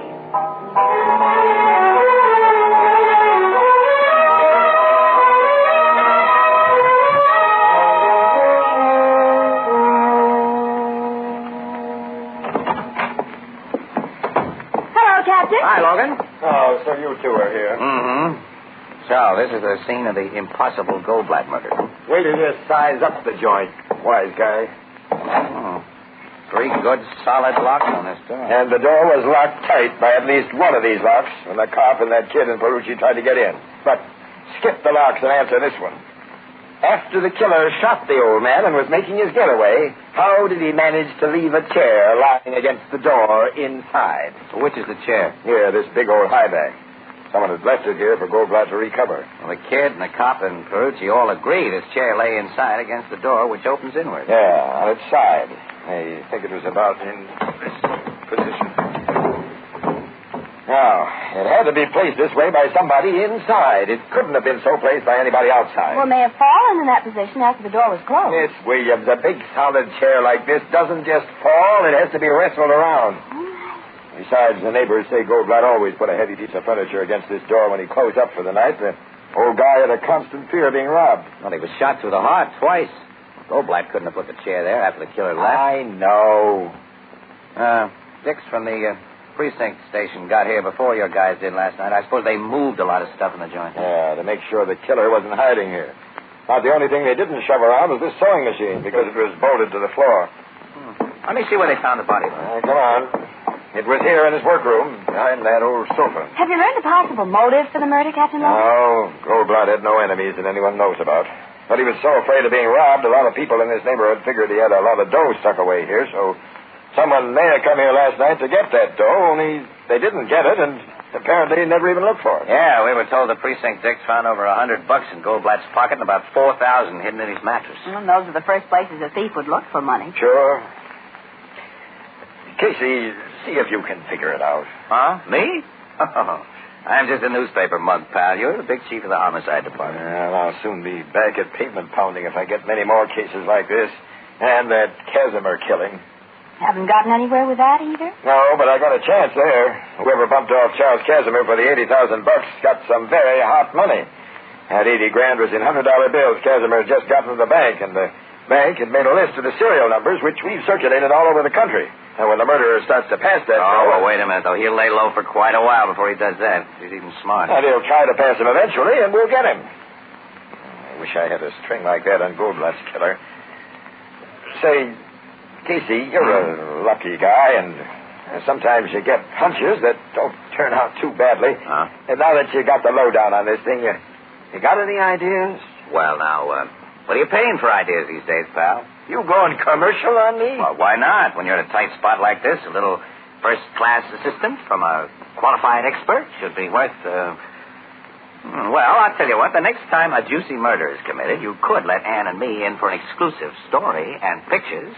You know I never show that kind of favoritism. Okay. Well, maybe the little idea I have isn't worth it anyway.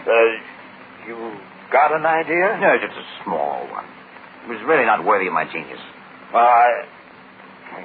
Nuts to you. Get out of here and let me think. Come on, Annie. See you later, pal. I'm afraid so. Hey, Logan, all the furniture in this workroom is stuff that Goldblatt had here for repairs. Naturally, repairing and upholstering furniture was the guy's business. Guess this is a chair he was getting ready to recover. What else? The old cover's been taken off. Taken off neatly, too. Lying here on the floor. Cut carefully around the seams. It wasn't hacked. So what? Now, this overstuffed chair next to it with a shabby old cover still on. Look at that. There's a couple of big cuts in the back. They're away from the seams. As though it had been slashed. It's interesting. I don't see why. Huh? Well, skip it then. Say, Casey... you still don't want to buy any ideas or hunches, pal. If you're serious, I never give reporters or photographers of one paper preference over those of another paper. Okay, tough guy. Well, I can't give a cop preference over my paper. So long, You pal. can go to... so long, Miss Wiggins. Well, I apologize for this mug, Captain Logan. Goodbye. Logan's sore at me again, Annie. You have no right to rib him when he's in a spot like this. And I know you haven't even the germ of an idea that might break this case. Annie, I not only have an idea now, but I've got a hunch. Casey. Wait a minute. Let me write down something quick before I forget it. Okay. Come on now, let's get in the car. We're going places.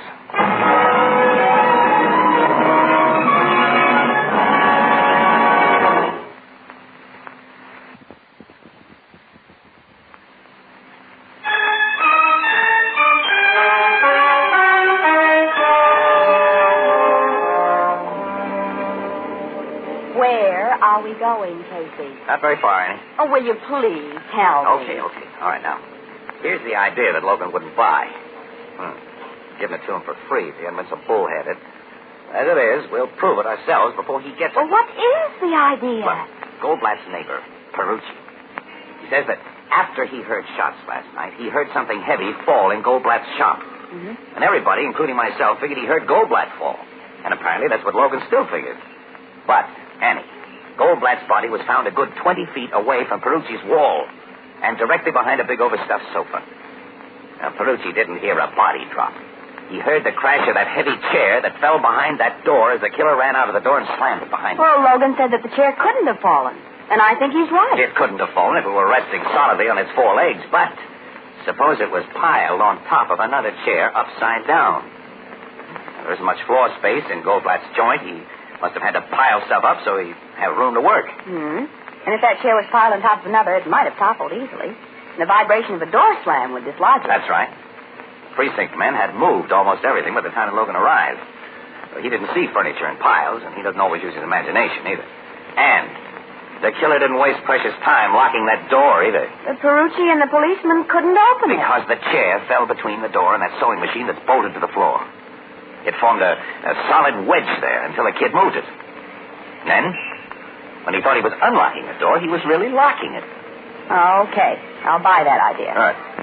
Now, where are we going? To an address I wrote down a minute ago. It's on a work tag attached to a chair in Goldblatt's workroom. Annie, we're going to find out why there were several big knife cuts in the back of that chair.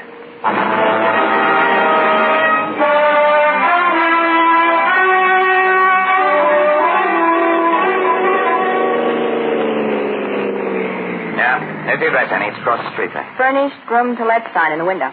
Yeah, rooming house. And it'll be the landlady who sent that chair to Goldblatt for recovery. Now, what's the full extent of your hunch about that chair, Casey? It tells me to get acquainted with the Mrs. Potter whose name was on it. And I hope that she'll give me some information. Now, look, Annie, you wait right here in the car. I will not. If there's information to get that may make news, I'm going to be where it's got Annie, look, I'm not going to her as a newspaper guy. I'm going to let on I want to rent a room, see, and try to get her talking. Well, both of us can be renting a room. But together? I've heard such things have been done. We'll pose as husband and wife. Oh, well, that's something that hasn't been done yet by us. Well, it's being done now. Huh? For very impersonal reasons. Come on. Oh, well, okay. Hope I can act like your husband. Well, you'll never learn any younger. Maybe you'll never learn, period. What? Nothing.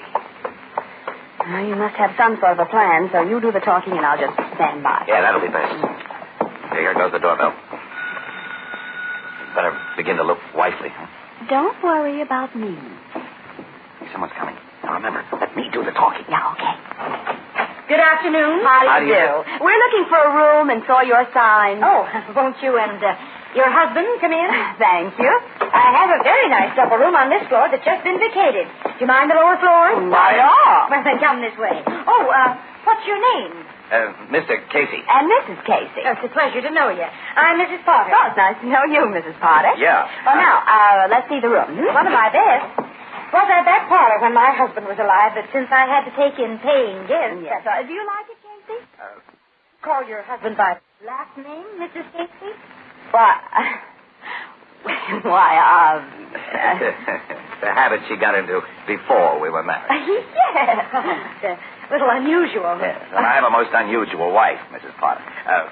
One thing, she lets me do all the talking while she just stands by. I can see she's just a shy little thing. Shy. Shut up. Suppose you tried. Well, this is a comfortable-looking armchair. New, Mrs. Potter, or is this reupholstered? Oh, reupholstered. And by that poor man who was murdered last night. What? Murdered? Oh, there's a big piece about it in the morning paper. A little old man named Goldblatt. Why, we heard about that, Annie. Yes, we did hear about it, darling. Huh? Oh, they say it's quite a mystery, but it's given me a personal worry. I let him take one of my chairs to his shop only yesterday morning. Yesterday morning? Yes. And now with policemen all over his place, heaven only knows when I'll be able to get it back and in what condition. Well, the cops take pretty good care of things like that. I believe they do. I hope you made note of the condition the chair was in when Goldblatt took it to his shop yesterday morning. Well, I mean, were there any tears or cuts in it? Oh, no. It was just terribly shabby and needed new covering. But my. Sending that chair out taught me something I'd never suspected. Oh, what was that, Mrs. Potter? Well, it's been in the room of one of my oldest lodgers, a gentleman who lived upstairs in the second-floor flat for over 5 years, and I've always considered him one of the mildest men alive. But he flew into the most awful temper when he came home from work last night and found out that I'd sent that chair to the upholsterer. Oh, he did? Oh, but you're not interested in such gossip, of course. But, Do you like this room? I usually get $20 a week for it, but, well, by the month I might make it a little cheaper. Oh, is it $20, huh? Well, have you any vacancies on the second floor, Mrs. Potter? Yes, I have an empty across the hall from the gentleman I just mentioned. Oh, you have? Oh, but I doubt if you'll like it. Well, could we see it? Of course. This way. A much smaller room than the one I just showed you. Oh, I won't mind that. Oh, but maybe Mrs. Casey will. Oh, no. I'm easy to please. Yes. Climb the stairs there. They're a little steep. The gentleman who didn't want his chair recovered, is he in his room now? No, he's never in this early. He's at business every day till 6 o'clock. Oh. Oh, my, it's nearly that now. What business is he in? Oh, he's a bookkeeper. Oh. In the offices of the Charles Casimir Company. Charles Casimir. Poor Mr. Casimir was robbed and murdered only a short time ago. Dear, there's so much crime these days. Here's the room. Oh, it's fine. Swell. We'll take it. We haven't more than looked into it. Oh, we've seen enough. That's exactly what we want. What's the rest? Why, $15 a week. Okay. Here we are. He's a week in advance. Oh, thank you. Oh, when do we move in? Well, we're in now. You haven't any baggage. Well, it's outside in our car. We'll, later. Now, I know you have a lot to do, Mrs. Potter. It's nearly dinner time, so why don't you run along downstairs and don't bother about us one little bit. See you later, Mrs. Potter. Oh, but I'll see you later, Miss Potter. Well, this is a little irregular, but you look like such nice young people. Goodbye. Did you get it, Annie? Of course I got it. the man across the hall had something hidden in that chair, and when he learned it had been taken to an upholsterer who'd tear it He apart. went to Goldblatt's. He slashed the back of that chair, took out what he'd hidden in it, and killed Goldblatt so he couldn't tell what he'd seen. And Mrs. Potter said that the man worked in Charles Casimer's office. Maybe it was the stolen money that was hidden in that chair. Yeah. Come on. The coast is clear. Yeah. We haven't much time. It's 5:45. 15 minutes is plenty if we work fast. Oh, his door is locked. Naturally. These bevel spring locks will never tip me out of a place I want to get into. Not when there's enough space between the door and the frame. Put this little gadget I always carry. Hey, that did it. Come on, quick, so I can close the door again. Now what do we do? Listen, Hank. If this guy killed Goldblatt last night in order to get back the money hidden in that chair, he's had to hide it again. I tell you when he's hidden it in here a second time. Yeah, so we searched the place. Right. Look, Casey, maybe he thrown it inside of something again. Yes, that's probable. Yeah, look, here. There's a sewing kit on the dresser. It's a needle stuck in the lid. Threaded with a piece of dark blue. Well, that means he was sewing on something blue. There's nothing blue in the room. Well, we haven't looked in the closet. Don't scream, young woman. If either of you moves, I shoot. Well, this is quite a surprise. It was very fortunate that I came home earlier than my usual time today. Well, we wouldn't call it fortunate. Back over to that wall. What do you think you're going to do? There's only one thing I can do to protect myself. Kill you. I have a car parked outside, and I can make my getaway. And there's something I'm taking along. My winter overcoat. Casey, it's dark blue. There are $80,000 in bills sewn in its lining. Charles Casimer, Luke. You are quite right. And now, goodbye. You're not going to shoot us? No, you don't. Knocked his arm out just in time. Yeah, you've knocked him out. Well, I'll see that he stays out, too. Annie, run down and get my camera from the car, will you? We get exclusive pictures and a story without any deal from our pal, Logan.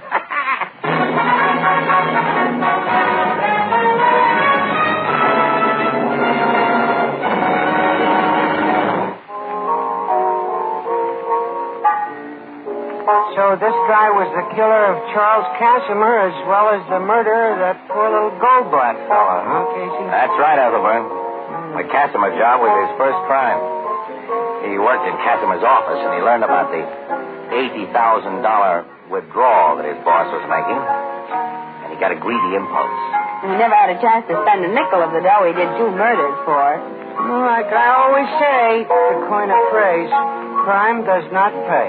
That's right. Well, and pays Captain Logan. He's been congratulated by the commissioner for solving the Goldblatt and Casimer job, and told that he's now right in line for an inspectorship. How did Captain Logan get the credit? Oh, hey, he deserved it. Yeah, that guy's a swell cop. Just because a pair of newspaper stiffs like Miss Williams and I run into a little luck. Our Mr. Casey, whom I sometimes like, Ethelbert, called Logan in to make an exclusive arrest of the killer. What do you and Casey get out of the deal? An exclusive story. Plus pictures. Casey got a bullet hole through the sleeve of his best coat when the killer shot at him. Oh, I never liked that coat. And I've got a blasted reputation with Mrs. Potter. She's found out that I'm not really Mrs. Casey.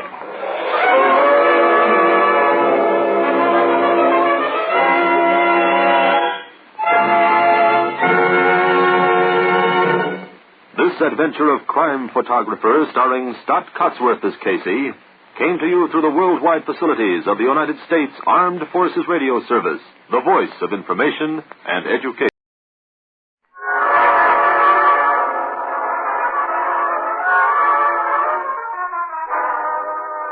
Good evening.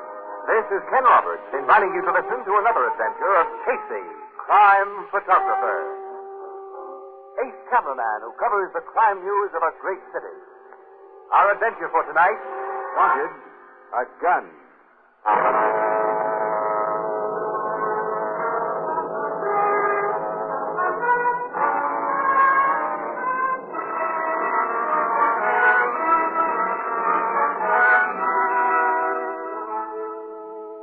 Early evening, a dingy little neighborhood pet shop.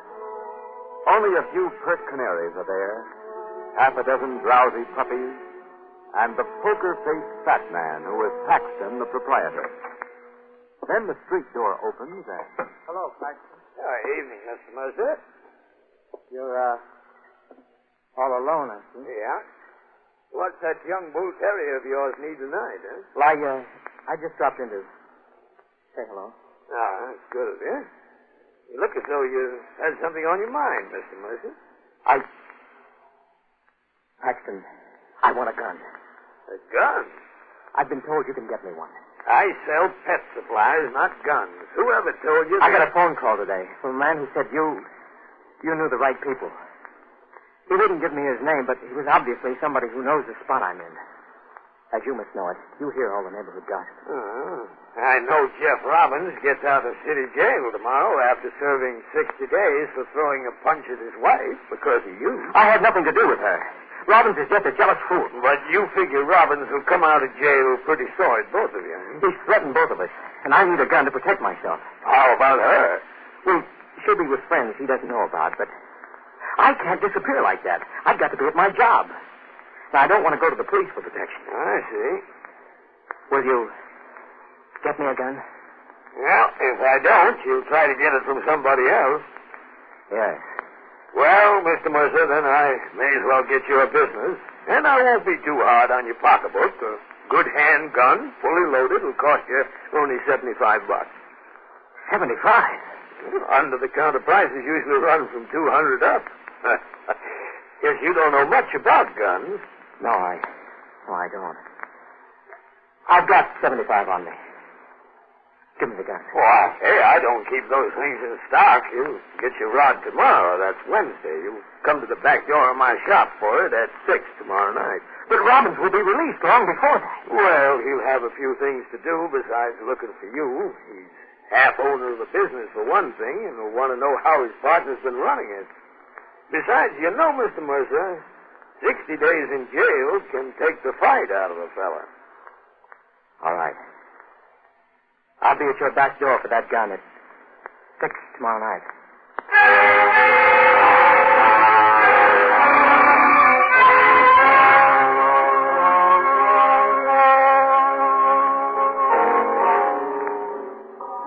You and Miss Williams working the night shift this week, huh, Casey? Yes, Ethelbert. 4 p.m. till midnight. Rick, darn it. Made me miss out on passes for Wednesday matinee today. Working sure interferes with a person's relaxation. Well, there's one regular pleasure that I count on, boy, and I get it regardless, and that's putting on the old feed bag. Annie, it's 6:30. It's dinner time. Come on, let's find ourselves a table. Huh? I'm all for that, Casey. I can recommend our pig's knuckles and sauerkraut today if you like it. We don't. We don't. Then I suggest, and we're both like this, I know. Tell the waiter, see, to tell the chef. Oh, excuse me. Let the phone ring and tell us. What? Oh, you can't do that. Bruno Cafe, tell the chef, Ethelbert speaking. Yeah, they're here. Your city desk. Oh, it's that night. Hello, Bert. Hey, look, this is supposed to be our dinner out. Okay, where do we go? He puts on the old feed bag regardless. Yeah, we'll get up there right away, Bert. All right, so long. Oh, what is it this time? Murder. Some guy named Jeff Robbins has been shot to death. Well, the delayed dinner problem is solved for him. Well, come on, Annie. Come on, let's go. Body was discovered in this dark alleyway at about 6:15, Miss Williams. The guy had been shot shortly before that. Shot point-blank range, too, Logan. His overcoat's thin. And with a 38, Casey. Twice, to make sure. And we have the slugs. The dead man's name, Captain, was Jeff Robbins? Yeah. There's stuff in his pockets identified him immediately. He's a partner in a small chemical firm and just got out of jail. Just out of jail? For getting drunk and slugging his wife. He was crazy jealous of her. With reason, maybe. I'm told she's quite a dish. Now, off the record for the time being, Miss Robbins was especially green-eyed over a guy named Mercer. Well, that sounds like something. Of course, your men are looking for Mercer. Now, they're looking for everyone who had any connection with Robbins. Oh, Captain. Yes, Sergeant? Here's Miss Bantry, Captain. Bantry? The dead man's business partner. Oh, yes. You are Mr. I am Carl Bantry, Captain. Is that under the sheet? Is that Yes. I'd like you to look at the body, Miss Bantry. necessary? We need your supporting identification. Very well. Yes, sir. Yes. Well, now, take it easy, Miss Bantry. I've known this man ever since. We went through college together and the war, and since then we've been business partners. I understand. Mr. Bantry, I've been told that many people, including his wife, found Robbins a difficult man to get along with. Well, Jess Robbins did drink too much, and he was subject to fits of wild temper and of unreasoning jealousy, but I liked him. He was a loyal friend and a brilliant chemist. You and he were in the chemical business, Mr. Bancy?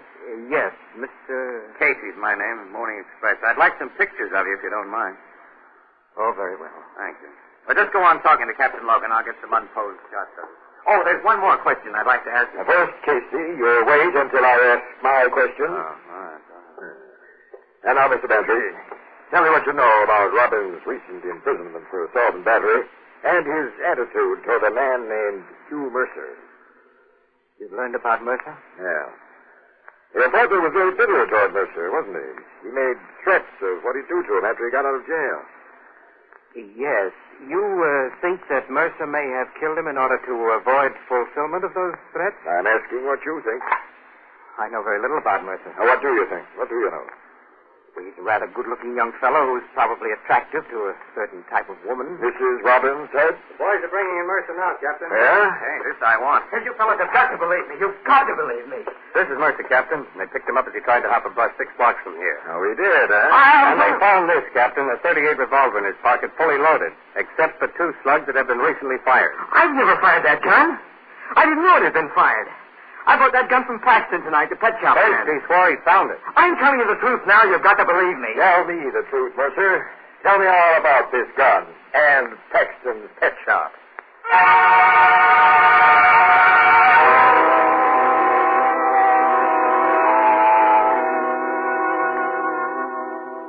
So you freely admit, Paxton, that Hugh Mercer came to your pet shop last night and... Yes, Captain. His statements about last night, as you just read them to me, are substantially true.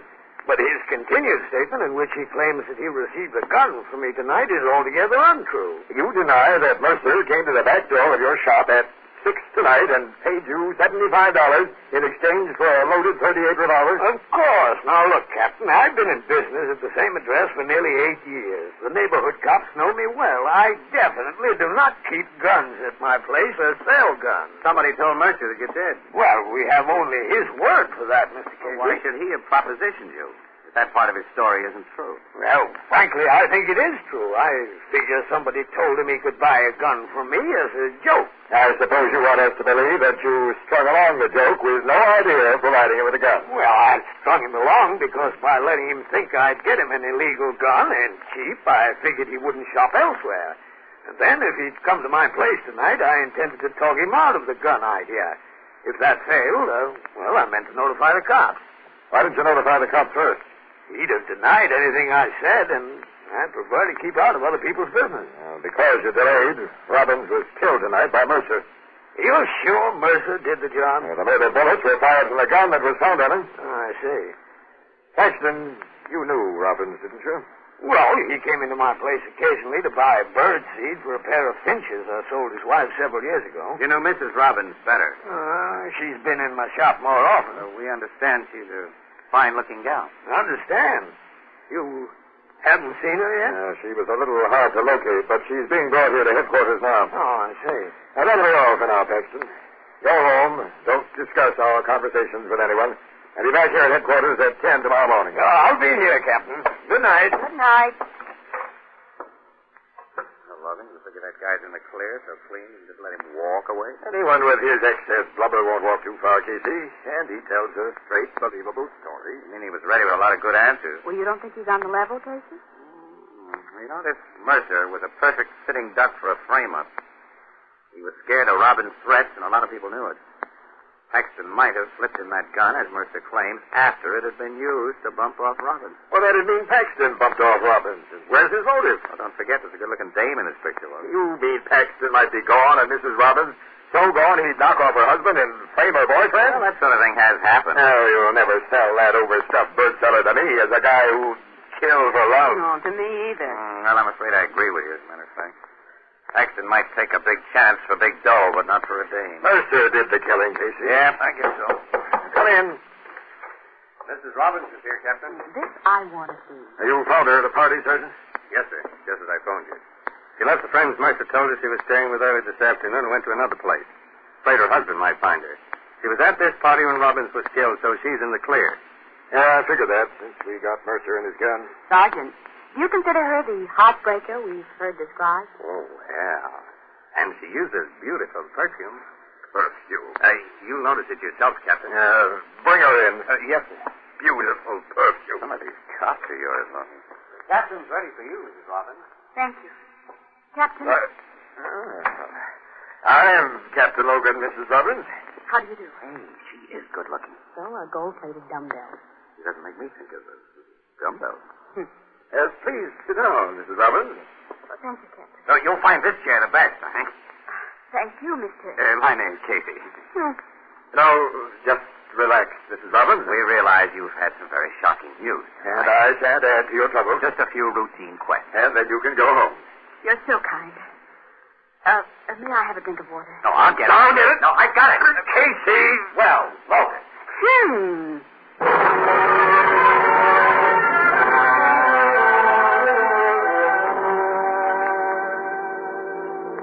I had never witnessed such a juvenile exhibition as you and Captain Logan put on, Casey. Like a pair of freshman wolves. We didn't do anything of the kind, Ann, and I'm tired of hearing you nag, too. Now, just pipe down so I can watch my driving and try to think. I'm sorry, kid. It's okay. I have been catty. But would you mind giving me a good explanation of why you and Logan treated her so tenderly? She was scared. Logan and I tried to relax her, that's all. Well, even you must admit she loosened up and talked freely before we let her go. She didn't tell you anything about her husband's murder. Well, I think she told us all she knew. I don't. For my money, she put Mercer up to killing her husband. I'm not too sure Mercer did kill her husband. Casey, he was found with the murder gun. I want to learn a lot more about that murder gun. For just that purpose, I'm driving to Paxton's apartment next to his pet shop just as soon as I drop you off at your place. You're driving to Paxton? Mm-hmm. My surprise visit might catch him off guard. I'll go to Paxton's with you. What? And nag me all the way? Oh, no, you won't. Oh, I'll promise not to say another word about your treatment of Mrs. Robbins. I'll even agree that she's beautiful, brainy, and uses fine perfume. Yeah? I can't ask all that. Just keep an open mind, kid. About her, and Mercer, and Paxton.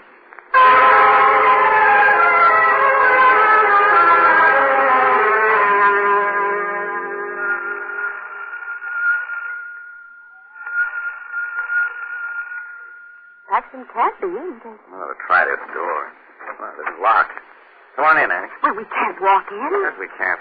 Came here to see Paxton, and I'm going to... Casey, look, there. What? He's lying beside that chair. He's all twisted. Paxton. The guy's dead, Annie. And now those burns around his mouth. He's been poisoned. It's a corrosive acid poison. I can smell it. So can I now. And I smell something else. So do I. Perfume. Mrs. Robbins' perfume, Casey.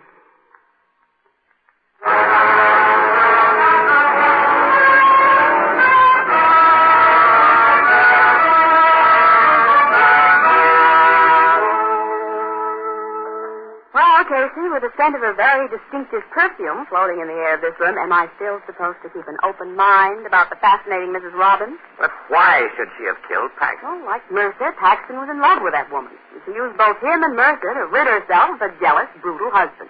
Both Mercer and Paxton? Yes. Mrs. Robbins persuaded Mercer that he needed a gun to protect himself from her husband. She knew he couldn't be depended upon to kill anybody, even in self-defense. Paxton was made of stronger stuff. Last night, at her urging, Paxton got Mercer to come to him for a gun by means of that mysterious phone call. And tonight, Paxton shot Robbins a short time before Mercer was to call for the gun, and then gave him the murder weapon for the cops to find on him. Well, then you figure Mrs. Robbins wanted Paxton, her accomplice, out of the way. Yes.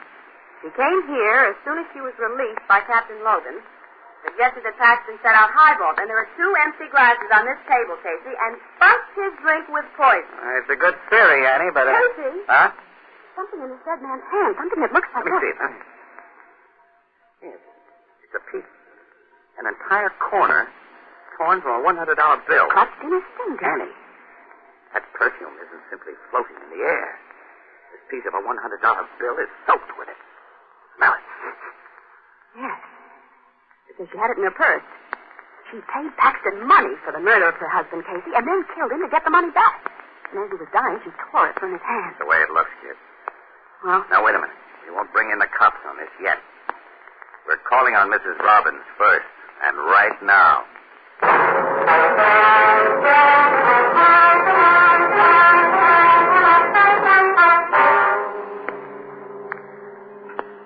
Mr. Casey, why have you and Miss Williams come here? Haven't disturbed your sleep, Mrs. Robbins. After what has happened today, will you please tell me... Where did you go after Captain Logan told you might leave headquarters? Stay home. And you've been here ever since? Yes. You didn't go to Paxton's pet shop. I know. Why should I? Well, the point is, did you? Certainly not. Paxton has been... Now, wait a minute. That handbag on your table Mitchell carried when we met at headquarters, I believe, isn't it? Yes. Perfume. It was dropped after I came home, and a perfume flask inside was broken.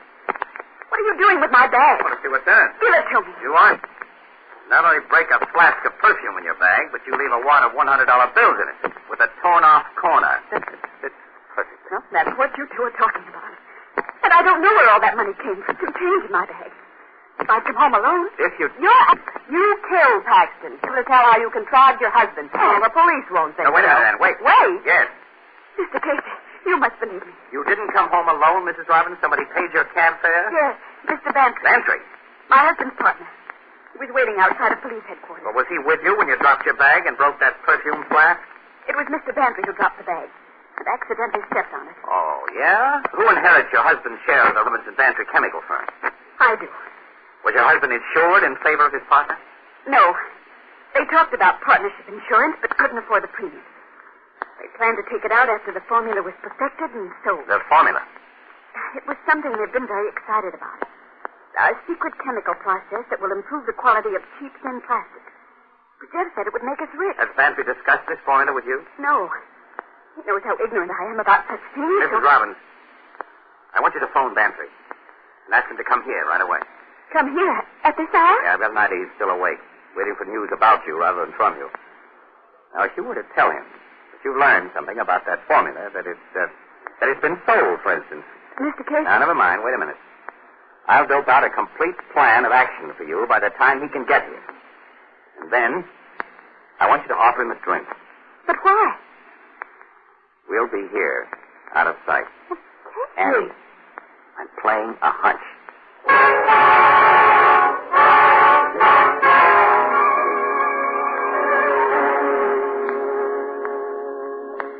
Come in, Mr. Bantry.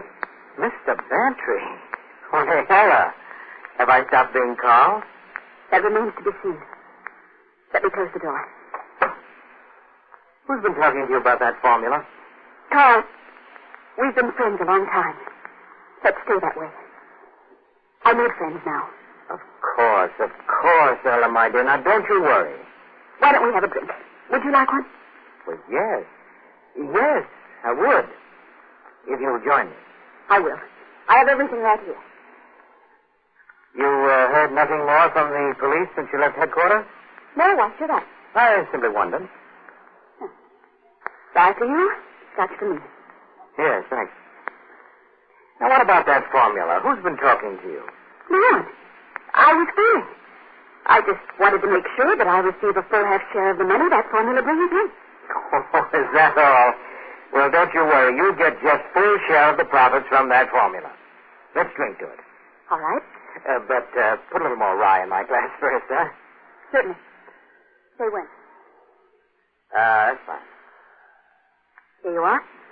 Jim, now, we'll clink glasses and, bottoms up. She doesn't drink that. What? Take that glass from Mrs. Robbins, Ann, and don't spill it I won't. It's the evidence we need. Let me go. I don't want to hold you, Bantry, so I'll use this to keep you here. Oh. Mr. Casey. He poured something into your glass while you were fixing his drink. Smell it, Casey. The same poison used on Paxton. Poison? Yes. But I don't understand. I don't get it all yet. Ann, get the cops here. They'll make this character talk. And we'll all be interested in what he'll have to say.